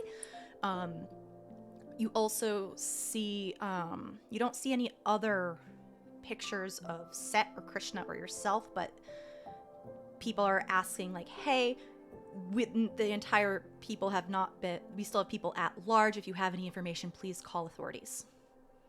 Okay. After seeing that, even though there aren't any pictures, he's going to go to a dollar store. And he's going to grab a razor and some scissors and ask to use their restroom. And he's going to go up to the counter and just be like, I can't believe she broke up with me. I can't believe, you know what? We're going for a new look. We're going to fix this, and she's going to want me back. She's going to, and like just fully pulls him into. Okay, in French. Okay, buddy, just the bathroom's over there. Go. Thanks. Thanks. Yep. And no one wants to hear your emotional problems. Completely shaves off the beard and cuts his hair so that it's like just short, cropped to his head. Also, so he's obviously not in the same outfit, but he also grabs a different shirt to put on, but cargo pants, because, I mean, frick, he's just a white dude in cargo pants. And then he's gonna text Krishna back and where meet up. Not safe enough. I'll reach out to you when it's calmed down. Okay. Krishna does text you back something else though. Check on your sister. Okay.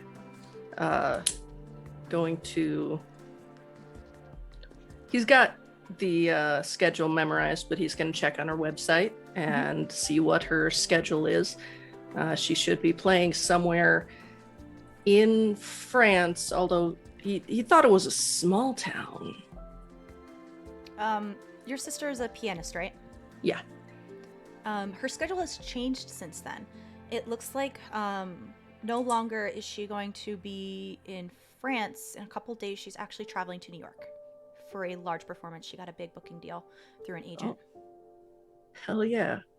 Good job, Rose. And he takes a small notebook out of one of his pockets and he writes down this new information. Text Krishna one more time and says, are tickets still available to New York? Takes a couple minutes to hear back. Yeah, looks like it. Cool. Keep in touch. And he's going to head to the airport to get some tickets. Farideh. You find yourself. It is early evening.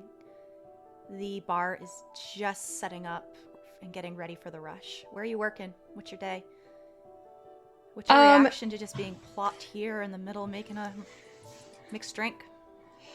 Yeah, well, I'm just kind of looking around to see if everything is as I remember it, like the same people working, like same coworkers and stuff. Yeah, same coworkers.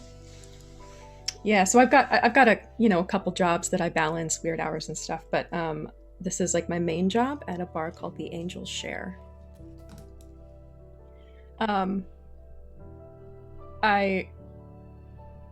Is my friend Cameron there? He's my roommate. Does Cameron work there, or do they just hang out? I think they just hang out. Yeah. Okay. Yeah. He's the one you're making the drink for right now. Yeah, perfect. Hey, you all right? You look a little dazed. Yeah, no, I just Also, sorry, ew, I was just did someone did someone hit on you and give them your number? Your number? Motioning to the gold on your hand. Oh, That's yeah, gross. well, I mean, I asked for this one, so. Oh, okay, then hell yeah, get it. Yeah, cool. I want to kind of pat my pockets for my cell phone. Do you keep your cell phone on you while at work? I think under the bar. I think I probably have it like under. Okay, so yeah. I'll grab it. Sorry, can you I have to. You just reminded me. I should really get in touch with him. You're gonna try and get a date while you're on the clock? Not get a date. Just check in. See how he's doing. All right, I'm not your boss. Go for it. And I have my drink. I'm happy. Okay, cool.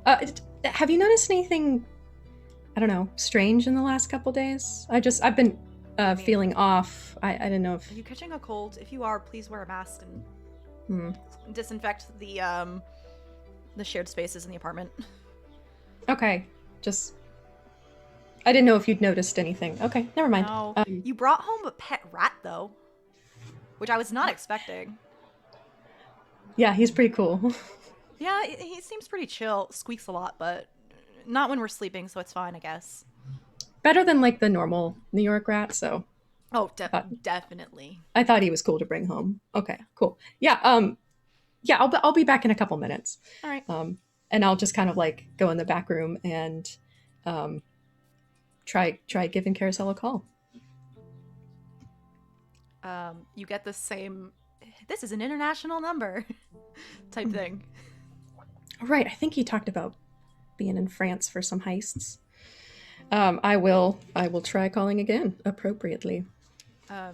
Paul, you are you're on a layover right now, but you get another call from an unknown number.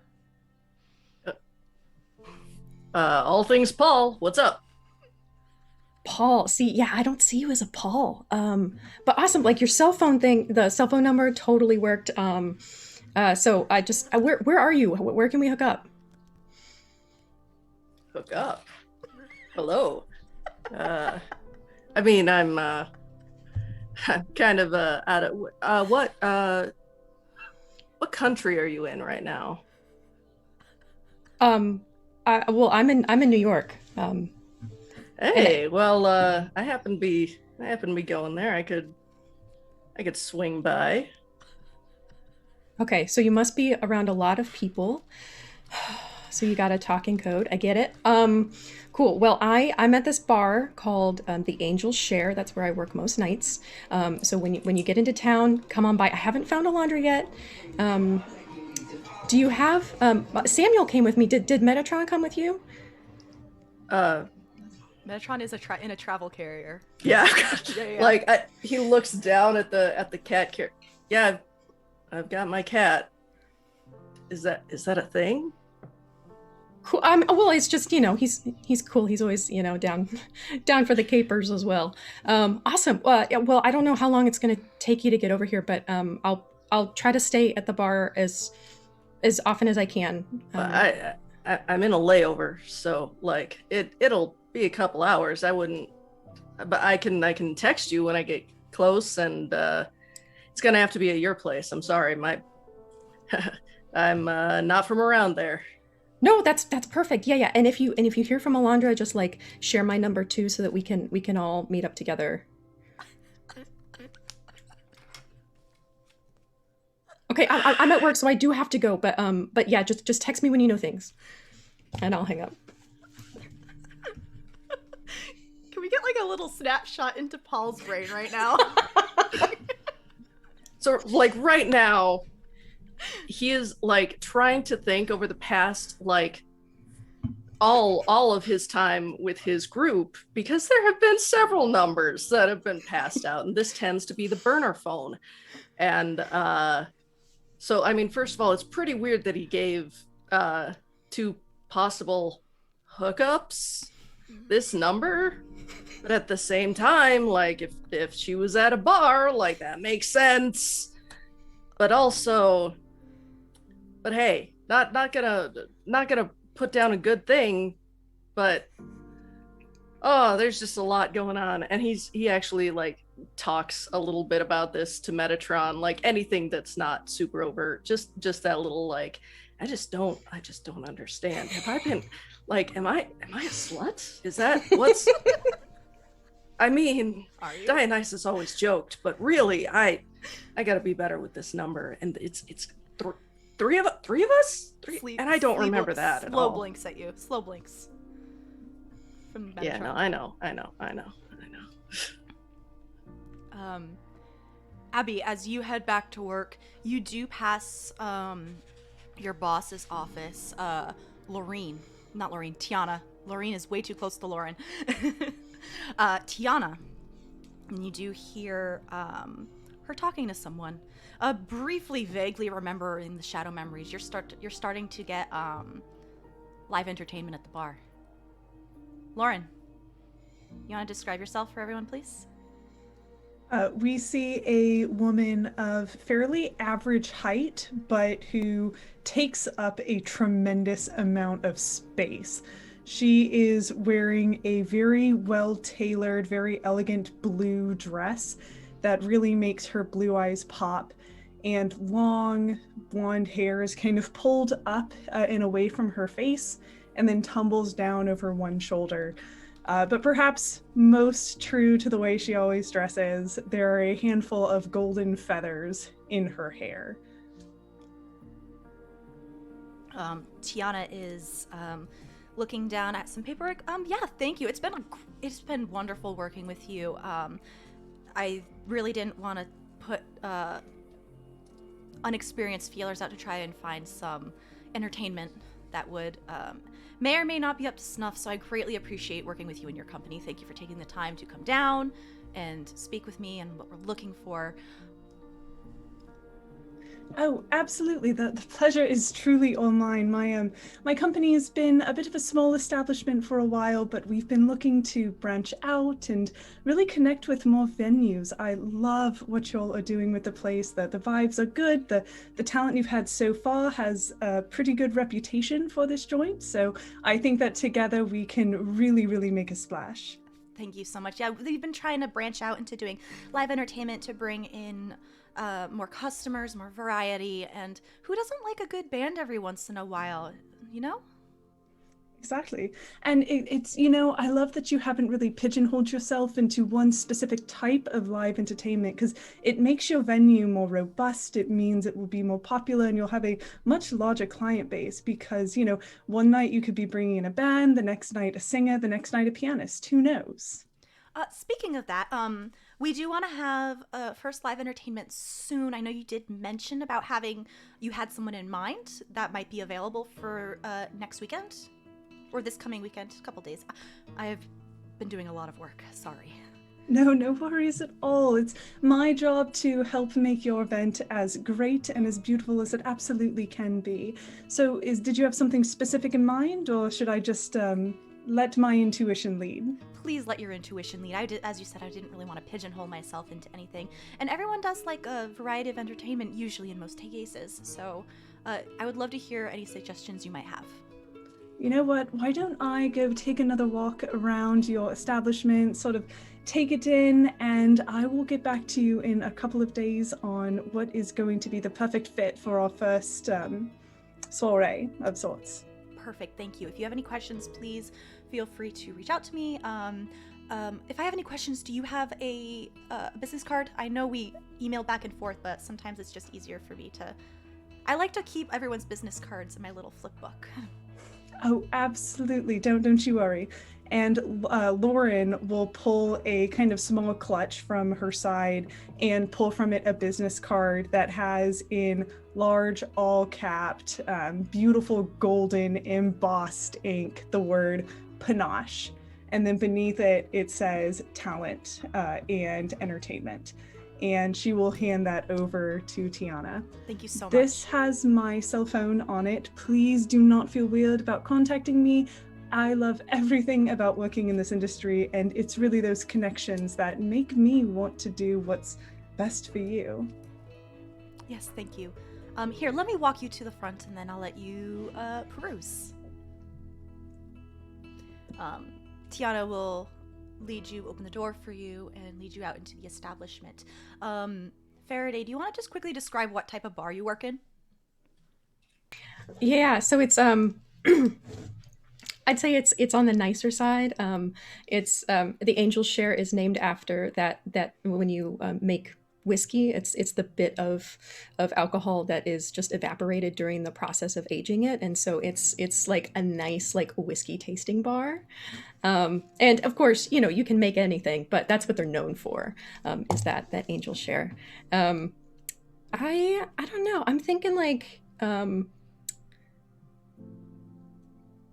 there's like different sections. So like there's the stage that we've kind of started to build over on the corner. If you want to go kind of in the back, it's more of like a private concert room over there. But then there's also just like the bar if you don't want to be there for the music, and just kind of hang out. I'm thinking like dark varnished wood, classy. Tiana comes up to the bar. Nina, if Nina is one of our bartenders here. If you would like any drinks, it is on the house.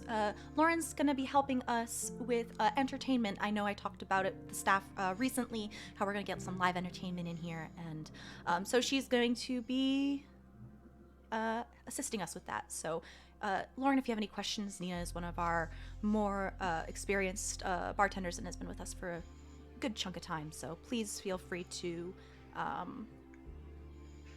ask her anything you might ask for anything you might need. Yeah, thanks, Johanna.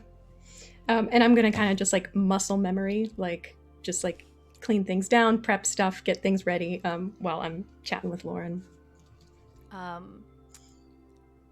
Farideh, one thing you do notice about Lauren is you wear like fancy jewelry and stuff like that, correct? Low cut, if I remember correctly, low cut shirt. So the one thing I should have mentioned about this dress in particular is that it has a absolutely scandalous plunging neckline, showing off a lot of collarbone, and Laurel will often wear these kind of large necklaces with adornments on them, and sometimes, the only jewelry you need is your own just beautiful, beautiful skin. So, yes.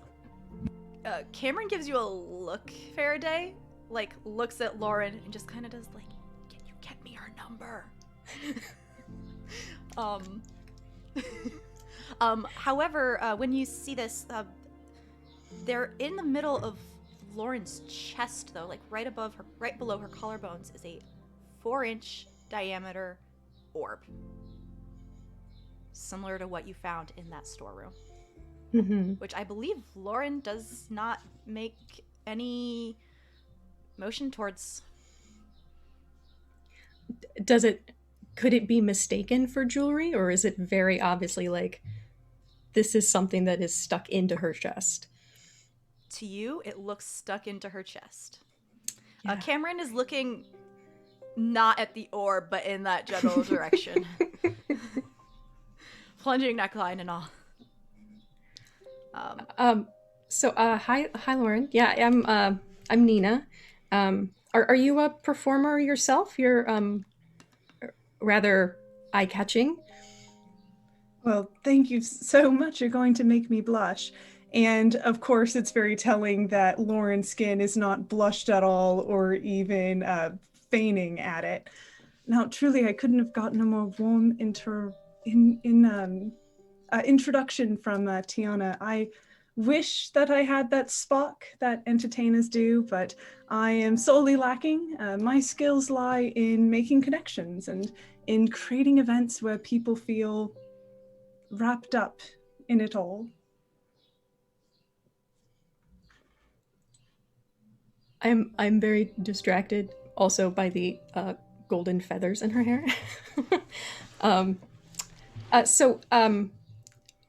you said you're going to be bringing some entertainment in the next couple days. What's up first? You know what? I was gonna try to get a sense of this establishment to figure out what kind of entertainment would be the right fit. You've been working here for some time. I'm sure if I could be so bold as to ask you to just close your eyes for a moment and envision the kind of music, the kind of sounds and energy you'd want this place to be infused with. What would you want to see here? It is taking everything that I have to not volunteer, because Nina would not do that. Let's see. Well, I think the the house music that they usually play is just kind of canned, and we hear the same thing like every single night. It's the same playlist that they go through. So I would just want variety, something different every night. I couldn't agree more. This place has so much better vibes than canned music could ever live up to. I think I have a couple of personalities, a couple of kind of bluesy jazz singers in mind, and perhaps we bring in a classical band, and perhaps even dueling pianos can be quite fun. If we have the room for that. I think, and then at this point, Lauren will kind of move closer to where the stage and where the entertainment will be, and stands in the space and does a lot of, holding out an arm, kind of getting a sense of the space and doing what she would do when she knows I need to bring in amps, I need to bring in equipment, I need to bring in people to make this happen. I think it'd be tight, but there's a will, there's a way. And Yeah, just I've got some musician friends around that might be a good fit. Do you have a card or something that I could share? Cameron's eyes brighten up. I would be ecstatic. I'm always looking for more people to bring in. Here's my card. My company is called Panache, and that is my personal phone number on there. Please feel free to reach out to me directly. Sorry to interrupt. You said your name was Lauren? Yes, Lauren. Are you going to be in town for long? My job takes me around, but if I leave, I'm sure to come back soon. I'm Cameron, and he will hold out his hand to you. If you're ever on a tour of New York, on a more personal note, I offer. I'll keep that in mind. Awkwardly takes a drink and just goes back to scrolling on his phone. Well, I'll leave you to it. I'll be here at the bar if you have any other questions. Thank you so much. I really can't thank you enough. I am very excited to see what comes to pass here.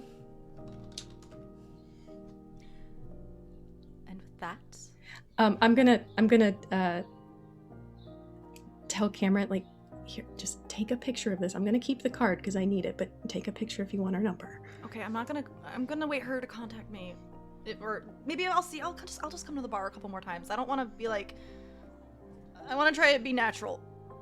I'm not gonna just text her out of nowhere.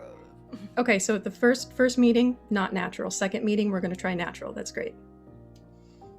Thanks. I knew I could count on you, Nina. Great. And with that, Avery.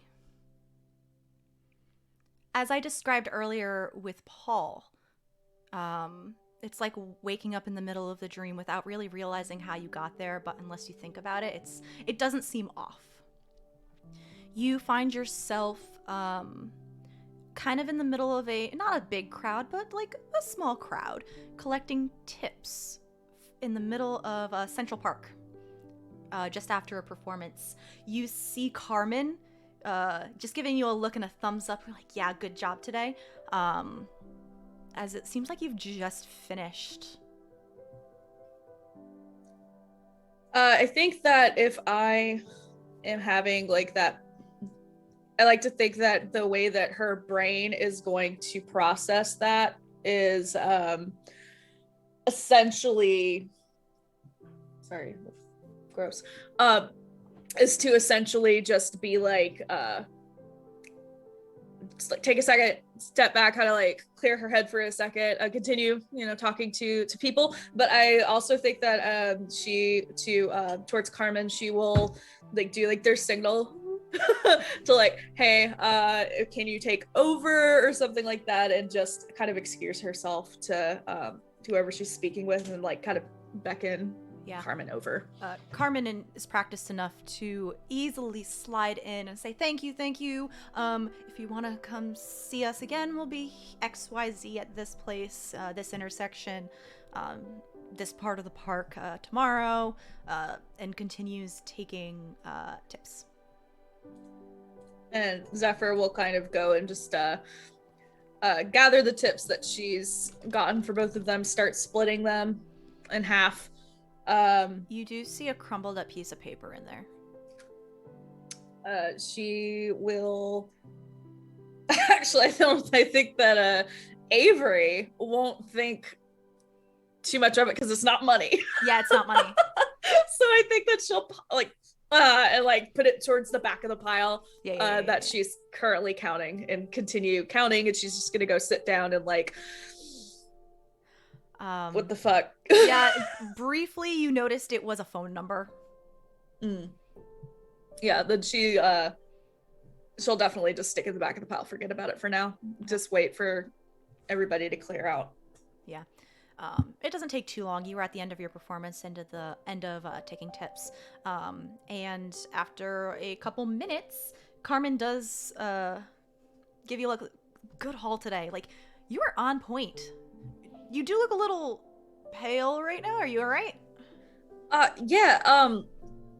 I don't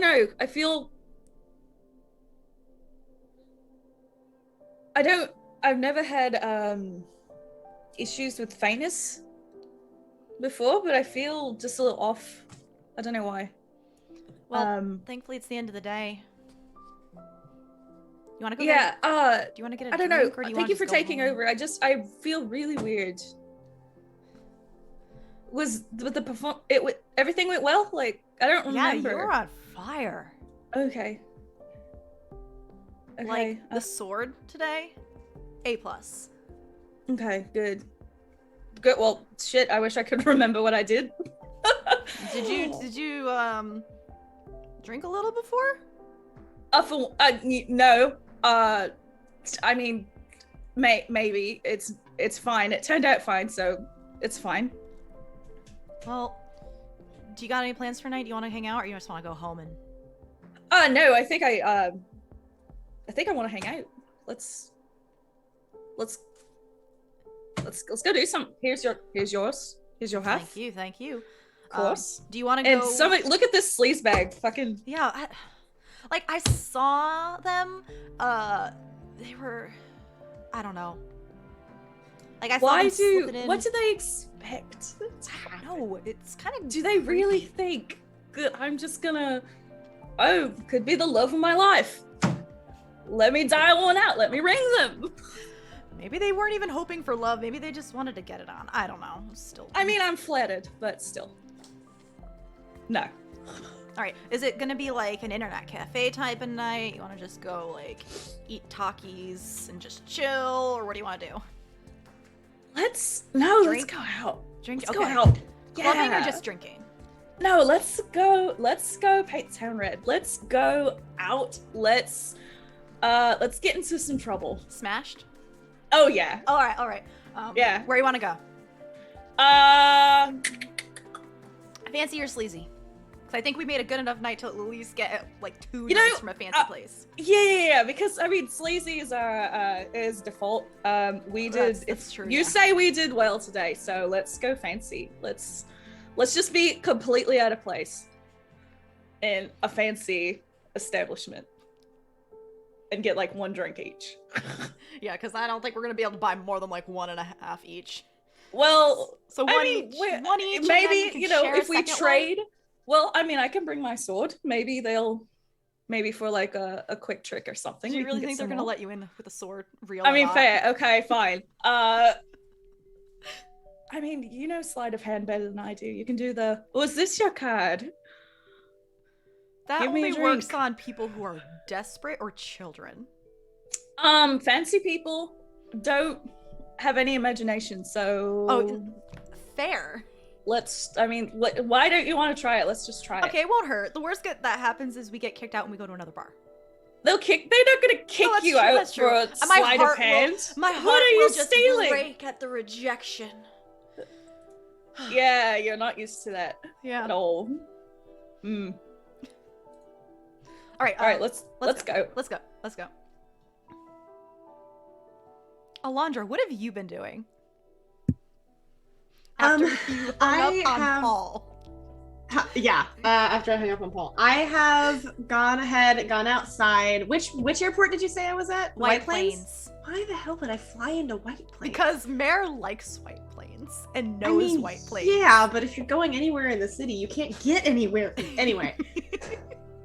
You have enough money in Shadow to buy a fucking taxi. That's true. You're Alondra was fine. not broke ass Caitlin living in New York having to take the subway everywhere.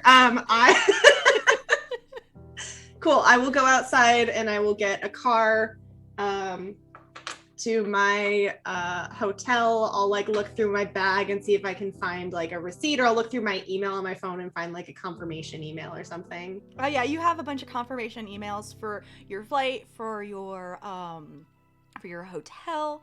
Also, you have a couple business emails, mostly just hey, don't forget we have a meeting next couple days to talk with the client, etc., etc. We know you're traveling today. Take a chill. take a rest day. I will ignore the business emails because that's not real and I don't care. If fucking only, right? And then I will take a car to my hotel, which I'm gonna guess is somewhere on the upper side of something, because she wouldn't stay in Midtown. I'm so glad you have New York information.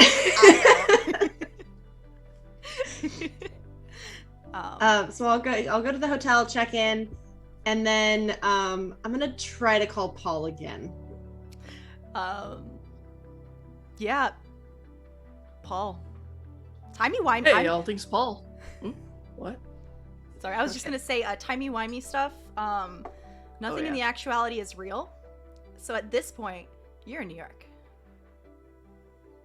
So different times stuff for you, Alondra. It's been an hour or two? Yeah. All things Paul. What's up? Hello. I'm aware that you don't know who I am. I called earlier. And this probably Were you the threesome person? I missed a lot of names and I didn't get to write them down. No. But I'm aware that this makes very little sense, but I need to know where you are.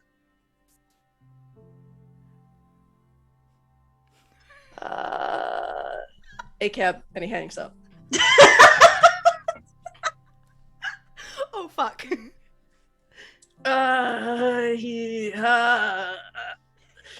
We've been had. Fuck me. Sorry, I'm gonna get this fixed. Keep role-playing, y'all. So I call again. Oh yeah, no, he's not answering that. I text the number and I just say, not with the police. I can help. I just need to talk to you.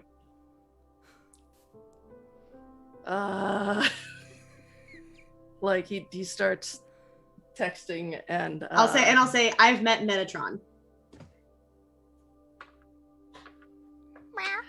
Metatron, have you been around?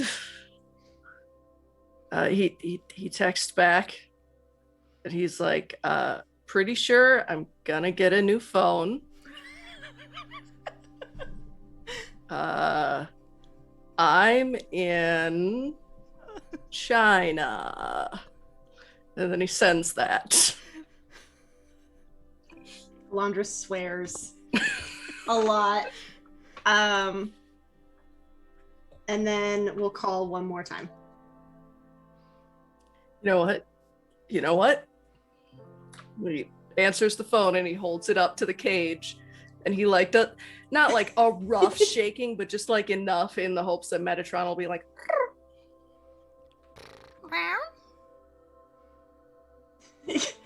Alondra just says, "There's no chance you can still speak, is there?" Metatron purrs and begins rubbing his head against the carrier. Oh, do you actually know her? Like, what is going on here?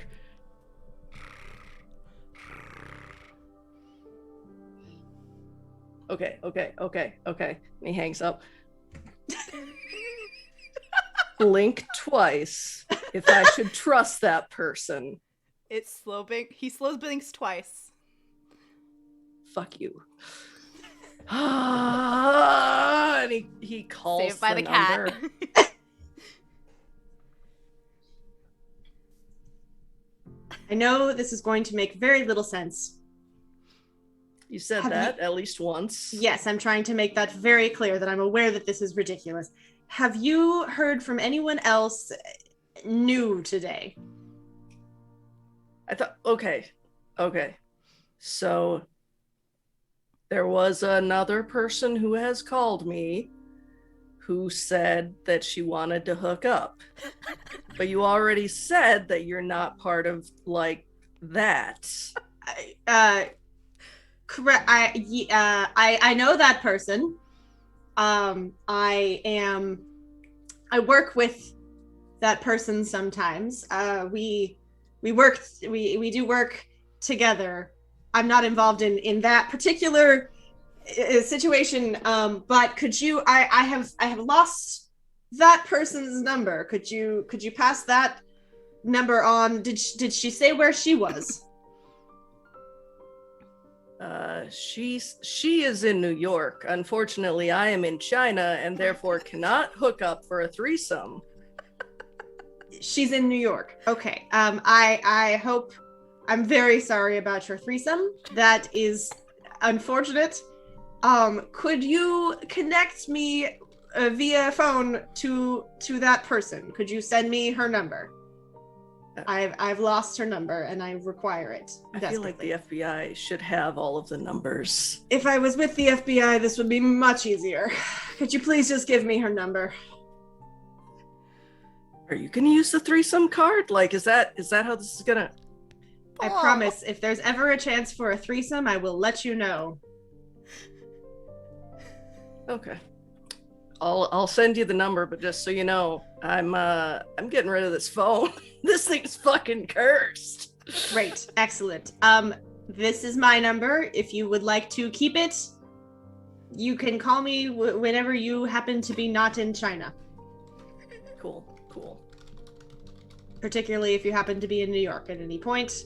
This is my number. Do you want me to say anything to Metatron? Tell him I'm very sorry. She says she's sorry. Metatron gives you a judging look.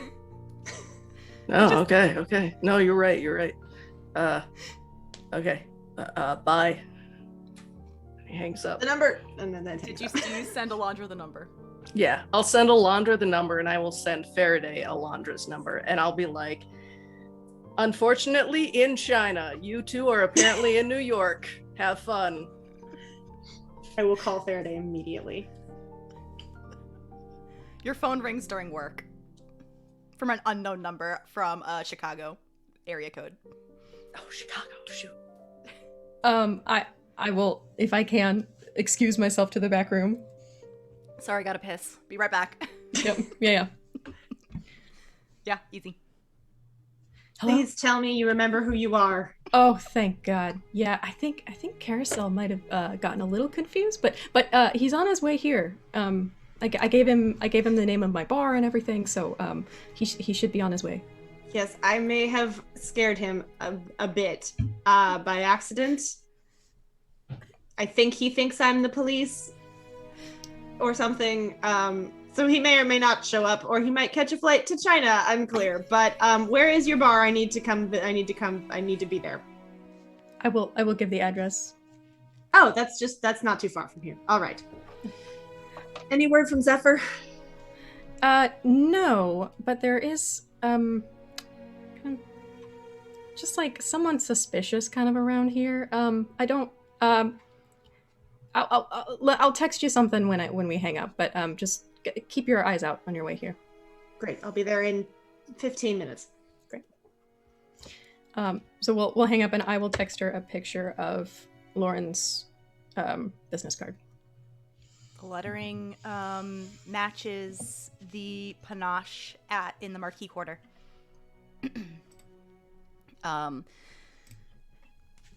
Lauren, first question. How long do you stay at the Angel's Share? Maybe about 30 minutes or so after the conversation with Nina, really doing what she said she would and walking around, getting a sense for the place, and also trying to figure out, how many people can I pack in here in different situations. Okay. Paul, what are you doing? Why do you keep going out, you ridiculous ring light? Paul, what are you doing after this another phone call? First off, he takes any numbers that includes Alondra's and Farideh's, as well as the crews, and he puts that anything that is new into his notebook, takes out the SIM card, breaks it, tosses that, and goes to the nearest place, which it's New York. I assume there's a place where you can get a burner phone. Oh, yeah. Oh, yeah. He gets that, and he texts the crew the new number, Okay. but does not send to Alondra and Farideh. Mm-hmm. And it's right about time that he should be able to hit a concert. So on his way there, he's going to make sure to stop at any flower shop that he can on the way and grab a single yellow rose. Okay. Avery, where are you going? Where are you getting to get wasted? Sorry for interrupting you in the middle of a bite. So we stopped at a stand to get nachos, and that's why I'm chewing chips. Oh yeah, totally. Totally makes sense. We're going to this fancy fucking place that normally does like jazz music and shit. We've never been there before because we're poor, but we're gonna go and like. I like to think that Carbon and Avery had like stopped to like clean up and like put on nice clothes, which still aren't nice by nice standards, but they're nice for them. Beat the face, snatched, etc. Mm-hmm. And go out to can't remember the name of the bar specifically. Is it the same one Farideh works at? Yes. The Angel's Share. Angel's Share. Fucking shit. I literally wrote that down. Whatever. We're gonna go to the Angel's Share because it sounds rad. Okay.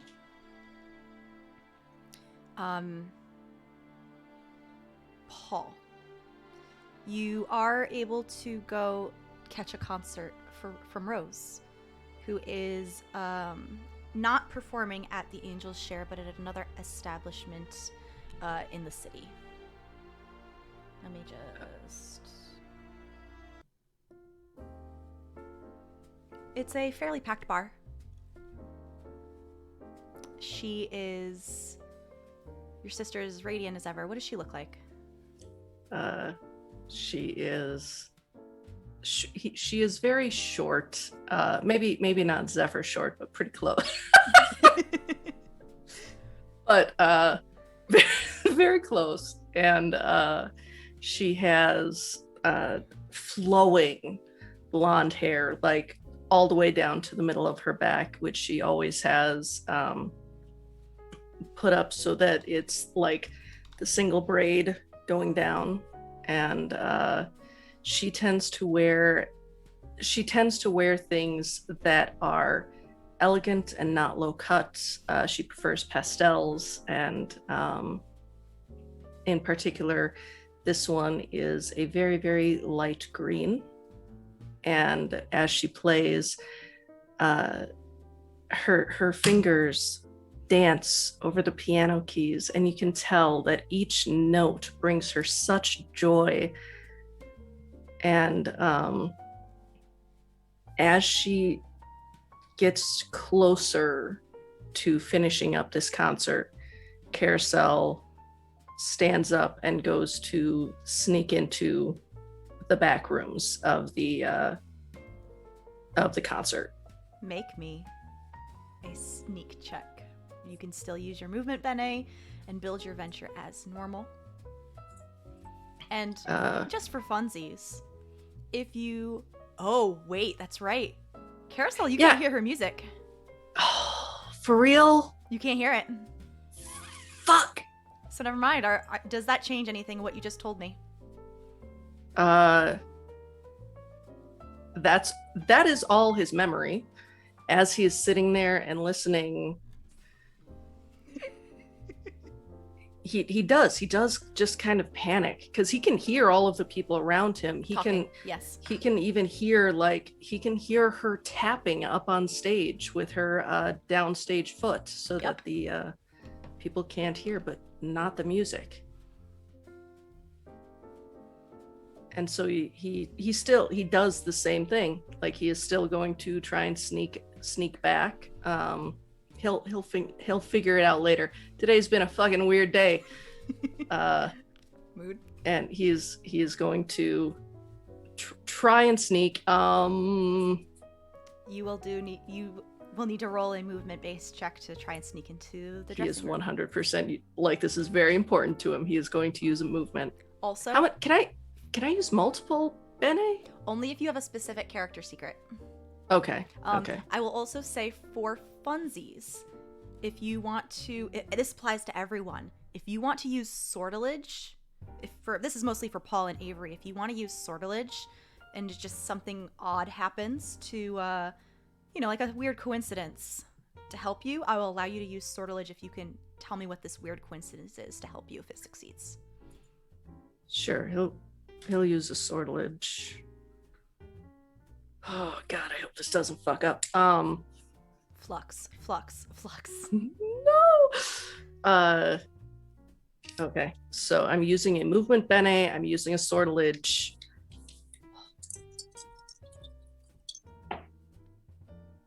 Okay, magic was an 8.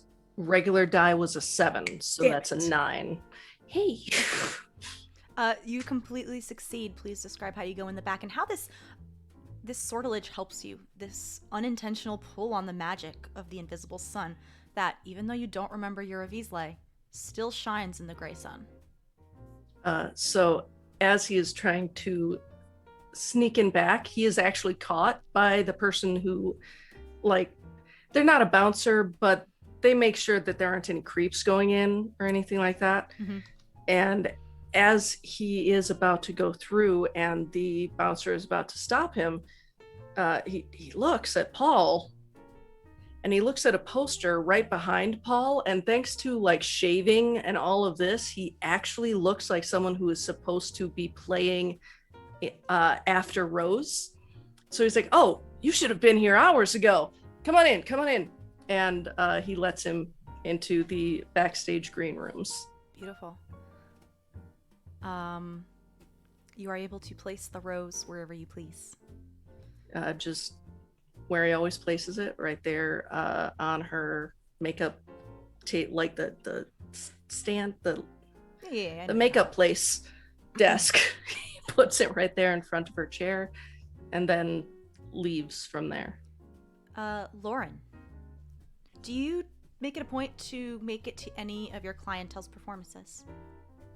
Yes, especially whenever she is in town. So Lauren would have, I guess, left the bar in time to make it to this performance by Rose, who is one of Lauren's favorite clients or favorite talent on the books.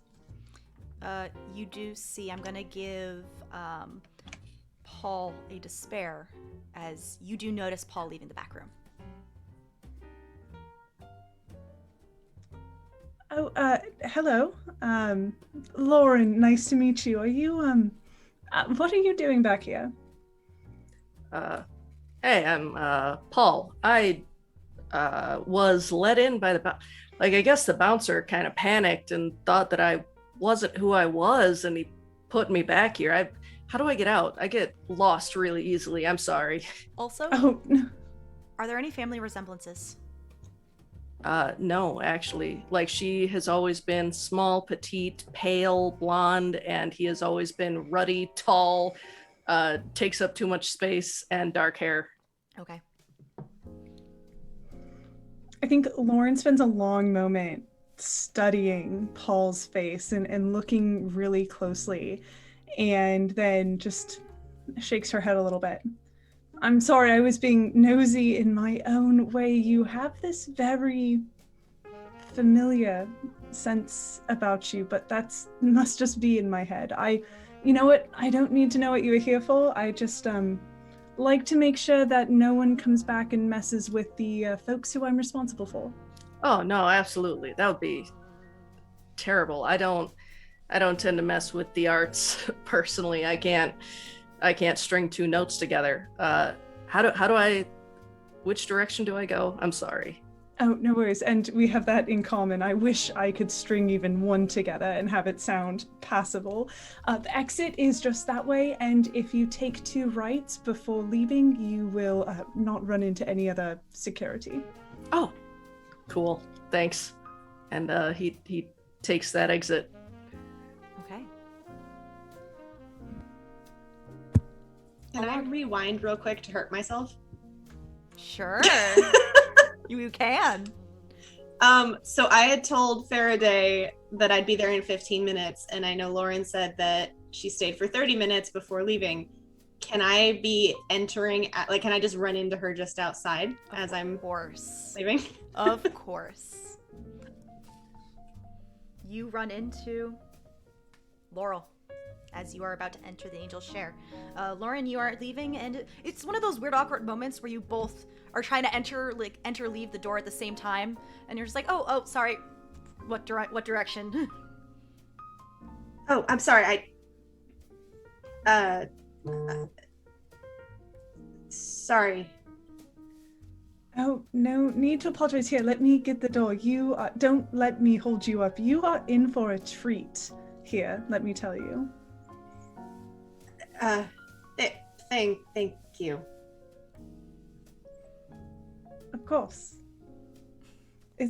Are you all right? Do I need to call an ambulance or you? No, no. I'm fine. Thank you. Sorry. I'm in your way. Sorry. I suppose I am. No worries. Truly. Perhaps go take a seat before walking around. Make sure you take care of yourself. Yes. Will do. Alondra, you finish entering the bar. See Farideh behind the counter with a name tag that says Nina. I beeline for the bar and collapse into a stool. Was it her? I didn't want to get your hopes up, so I didn't straight out tell you. Yes. Yeah. Yes, it was. Mm-hmm. Yeah. Okay. Did she know? Was she? I don't think so. I mean, maybe she's just a very good actor. That's accurate. But I don't think she knows who she is. What was she had like this thing here? You saw it. Like you saw it, Alondra. Yeah. Is that normal? Not for here, but from where we're from, yes. Okay, I'd never seen that in anyone before, but it's her forte. Sure. Yeah, and she was wearing like gold feathers and stuff. So maybe she remembers some things. Maybe. Did she say why was she here? Oh, she's I think sort of like a talent agency. She's going to be bringing in live music to the bar. It just pure coincidence that we ran into each other. Right. Avery, what are your and Carmen's entrances like, and did you pregame at all? Fuck yeah, we pregamed. We probably have like a standby thing of something trashy. Hold on, let me think. We pregamed at the apartment, I think. I think that... Are you still pregaming as you walk in? Yes, I think that we have a flask of something that like we finished together on our way. It's hypnotic. I just decided it's hypnotic.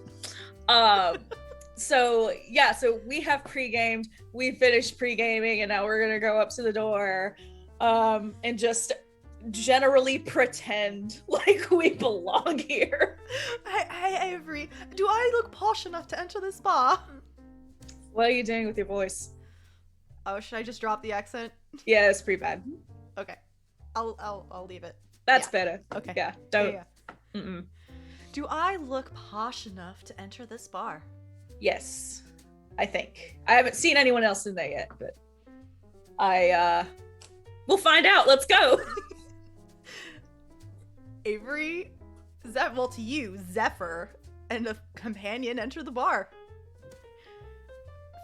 Probably a little louder. I think Avery, this is the first, or anybody, honestly, this is the first time you've seen Zephyr in a dress. She's wearing like a very, just like a really posh, like cocktail dress, like red, it's not black. Red hair is done, face is beat, like. Oh, your hair is red? She's like on it. Got like a flower in there and everything. Holy shit, is that who I think it is? What? Where? Just walked in. Oh, good. She found us. God, maybe she'll have ideas. Why did you get rid of the flask? We finished. It was They can't find the flask on us. Fine. Do you want me to just throw it in someone's pocket? Yes, just throw it. Put it somewhere else. If you're watching, Cameron slips the flask into someone else's purse. Oh my god, why are you like this? I gotta. Oh my I god. need to strap my stuff, okay? I need to show Do I look posh enough to be in here? Anyway, let's just get a fucking drink, alright? You're the absolute worst. Yeah, actually, you go do that. I'm gonna watch. I'm gonna watch you absolutely butcher this. Fucking fine. And I'll like go up with her, but like leaning on the bar. Karen slides up to kind of like puts themselves. What were the pronouns? She, they. What were the pronouns? Seth. For Avery? No. Cameron. She, her as well. She, her. Okay.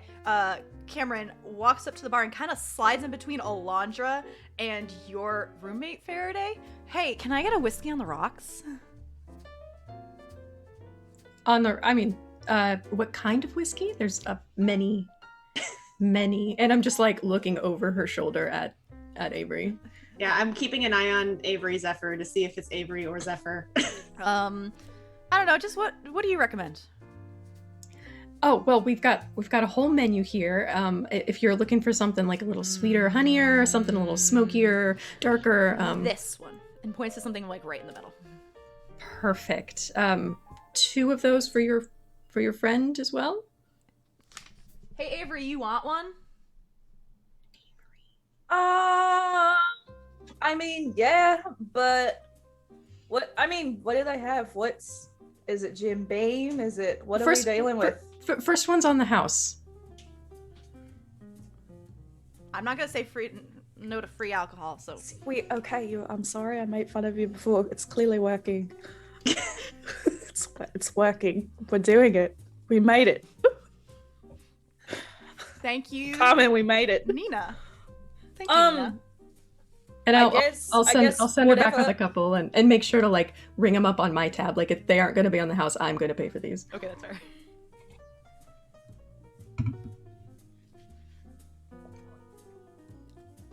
Yeah. So, Alondra, Zephyr's never been good at lying. I don't think she knows. I don't think that's Zephyr.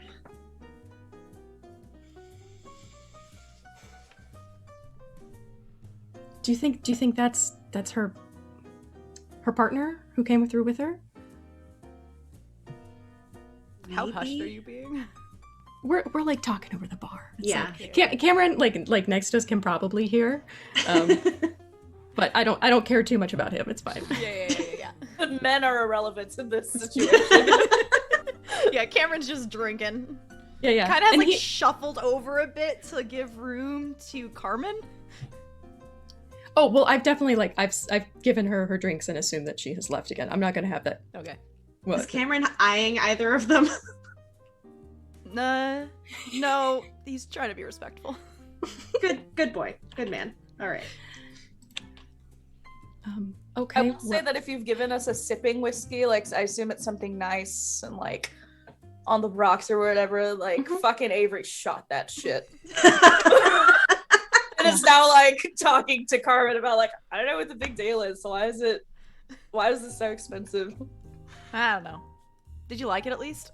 It's good, but yeah, I don't know. Not that great.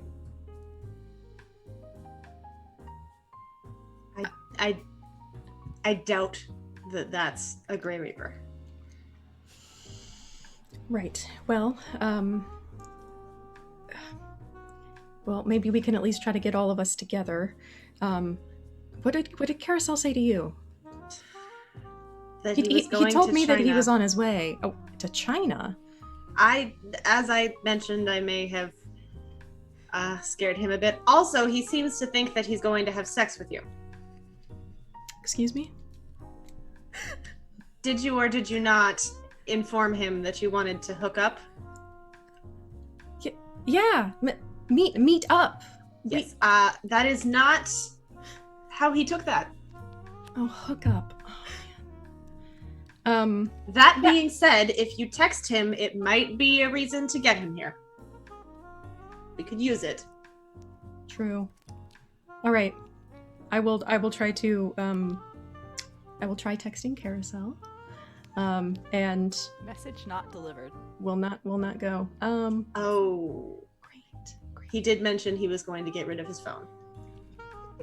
Well, I have Okay.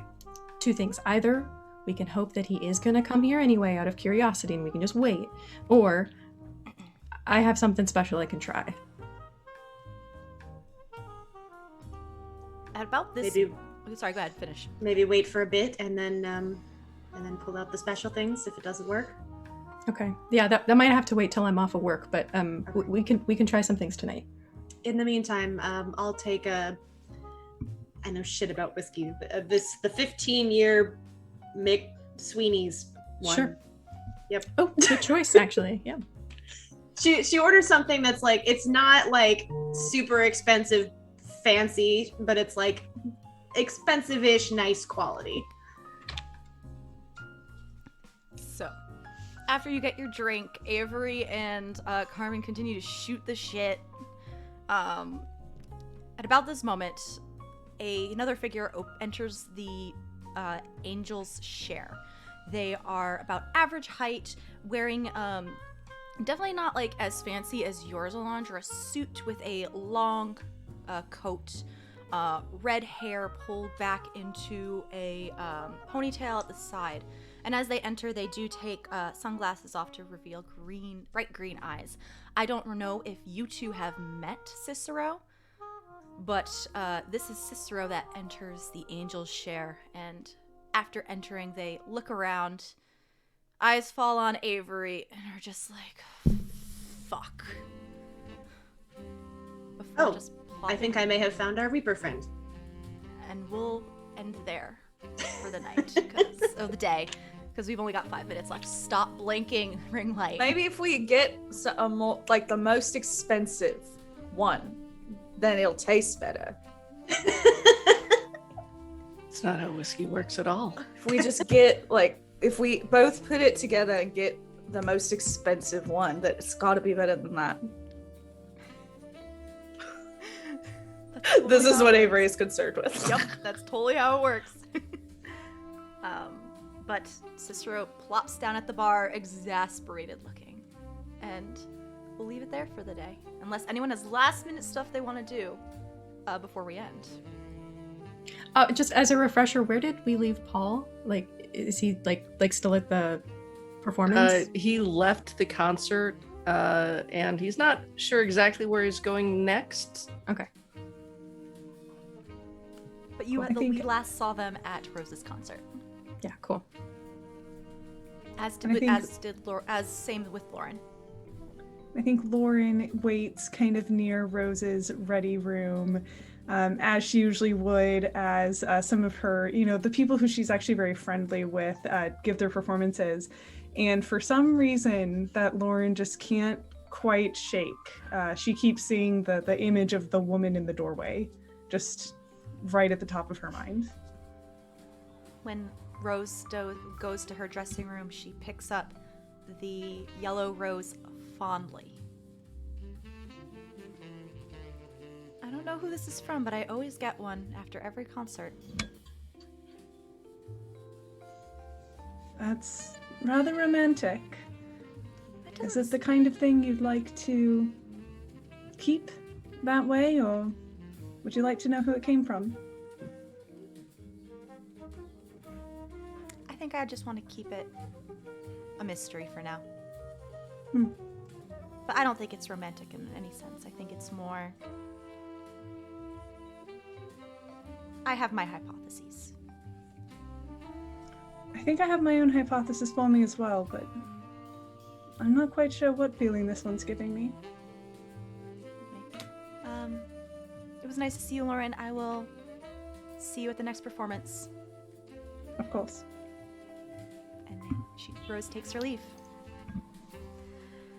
Whew, what a ride this last half of the session.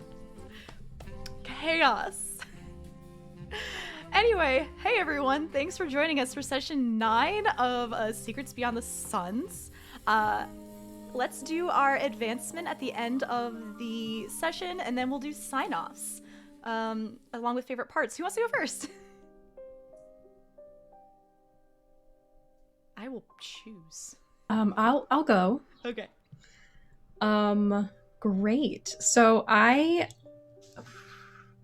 think we're all probably going to get an acumen this time because, hey, we're in shadow and we're advancing things. So I'm going to take an acumen. A despair for Farideh. She's not crazy about her old shadow life, and everything's very confusing right now. And favorite moment. Oof, so many good one-liners. I think I'm going to have to go with Karosael's tagline of all things Paul. Favorite. And hello, I'm Abby. You can follow me over at Twitter if you like, at Aragorn's Girl. And this is my one standing streaming thing that I do every Saturday. But tomorrow, I'm also going to be part of Caitlin's birthday charity stream. I'm going to be in the D&D game run by Mare. Popcorn it. Going to... Oh, let's see. How about Gonah? Hi, I'm Gonah. I play Karosael, and I am on Twitch every Monday, Wednesday, Friday from 10 to 1, and every Saturday in about 3 hours from 6 to 9. I'm also on Twitter and Instagram and all that kind of stuff, which you can find through Twitch. And I will also be on Caitlin's birthday stream doing both D&D, which I'm very excited. If you like steely boys who do crime, you're gonna want to come to this. And then I'm also doing the Much Ado About Nothing read through, where I get to be a woman who dies by being yelled at a man, being yelled at by a man. Let's see, my favorite parts. God, this was this is what I wanted. This was, nothing went wrong. I love the mannequins. Honestly, I love the mannequins so much because we all knew walking into this, like, this was gonna be terrible and the worst. Reminder, you set that up in session 1. I did. And like, as far as acumen and despair, definitely an acumen because like we did the whole shop thing, and like we're in shadow, so definitely acumen. And like, I know I was given a despair earlier, but there is nothing that happened in shadow that didn't lead to despair. he like, most of his friends are incarcerated. 2 women tried to like proposition him either with jail time or other things. Just in general, despair and banjos. I'm gonna popcorn it off to Avery, Seth, Zephyr. That's me, Avery, Avery, Sether. Hi, I'm Seth. I play Avery / Zephyr here every Saturday at noon Central. I just decided that I'm gonna stream after this, so at like 4-ish, if you want to watch me play Cooking Simulator and yell at things, then definitely tune in for that. That game is wild, and I don't know, just hang out. I don't know, why not? This is the only thing I got going on right now, but I have free time, so stay tuned on the Twitch and the Twitters that are over in chat for more shenanigans as they come around. For today's session, definitely taking an acumen because it didn't go well, but I did do the thing, so I will take an acumen because the thing was done. God, I am having the hardest time choosing on Joy or Despair, so I'm just gonna do favorite part first and hope that it comes to me. My favorite part was honestly just that the exact moment during Farideh and Karosael's conversation where there was that line that was spoken. They're like, yeah, we can hook up here, and you guys just fucking ran with it. And it kept going and it kept spinning and building, and it's still hysterical. Like, that was so good. And the way that it happened was so in character, especially for Farideh, as we kind of have her as like this like naive sort of type. It makes sense that she like hook up, like meet, like hang out, see each other like that. And Karosael's on the other end like sweats. That was fucking amazing improv. I loved every second of that. Was so fun, was just hysterical. I can't. I think you know what, okay, let's make it interesting. I'm gonna take a Joy, because even though Avery is not the real Zephyr, Avery's perfectly fine. Yeah. She's chilling. Fair. She had a great day of sword swallowing and is now in this fancy club drinking fancy whiskey. Where the first one was free. Yeah, for fancy free whiskey, dressed up. Like, she's having a great time. Popcorn. So, popcorn too. I mean, the only person left, so. Oh, there's Caitlin and Sarah and me. Oh, the rest of you count. Okay. Oh, let's see here. 1, 2, 3. Okay, Sarah. Hello. I am Sarah L. Kinney. You can find me at that on Twitter. That's the best way to find out the things that I'm up to. I love playing in lots of different one-shots, and I've had an absolutely amazing time here. I talk a lot about cooking, starting up projects but not finishing them, and right now Pokemon Snap on Twitter. So that's what I'm up to. Favorite part is so easy. I wrote down as soon as it was said, I'm sorry about your threesome, which is an absolutely incredible phrase that I can't wait to use in my personal life. So I'm just very ready, and thank you for giving me that. I think Laurel absolutely gets a Joy for this session. She loves her job, or rather Lauren loves her job and is kind of doing exactly what she needs. And I think that also means an acumen as well, because she's advancing Panache and the brand. Yeah. Popcorn over to Caitlin. Alondra. Okay, I'm going to do advancement first. I am giving myself an acumen and also a despair for this session because all of the things, half my friends don't know who they are. I just saw Laurel, which was not expected at that moment. She had a whole speech prepared and then didn't give it because she wasn't prepared to see her right then. We asked if we can rewind. Oh, I did it on purpose. I absolutely. But she has definitely been practicing the like giant monologue for when she sees Laurel again, and then that was not the situation for it. Yeah, my favorite serious moment was Zephyr choosing to talk to a spider as a way to solve the mannequin issue, and the fact that it worked so well. My favorite non-serious moment was Gonah making a poop joke and the entire stream exploding for 5 minutes. I forgot that was the same stream. I did too. When you're sitting in the bush and you feel something push. And on that note, my name is Caitlin. I go by a theater file all over the internet, especially Twitter and Twitch.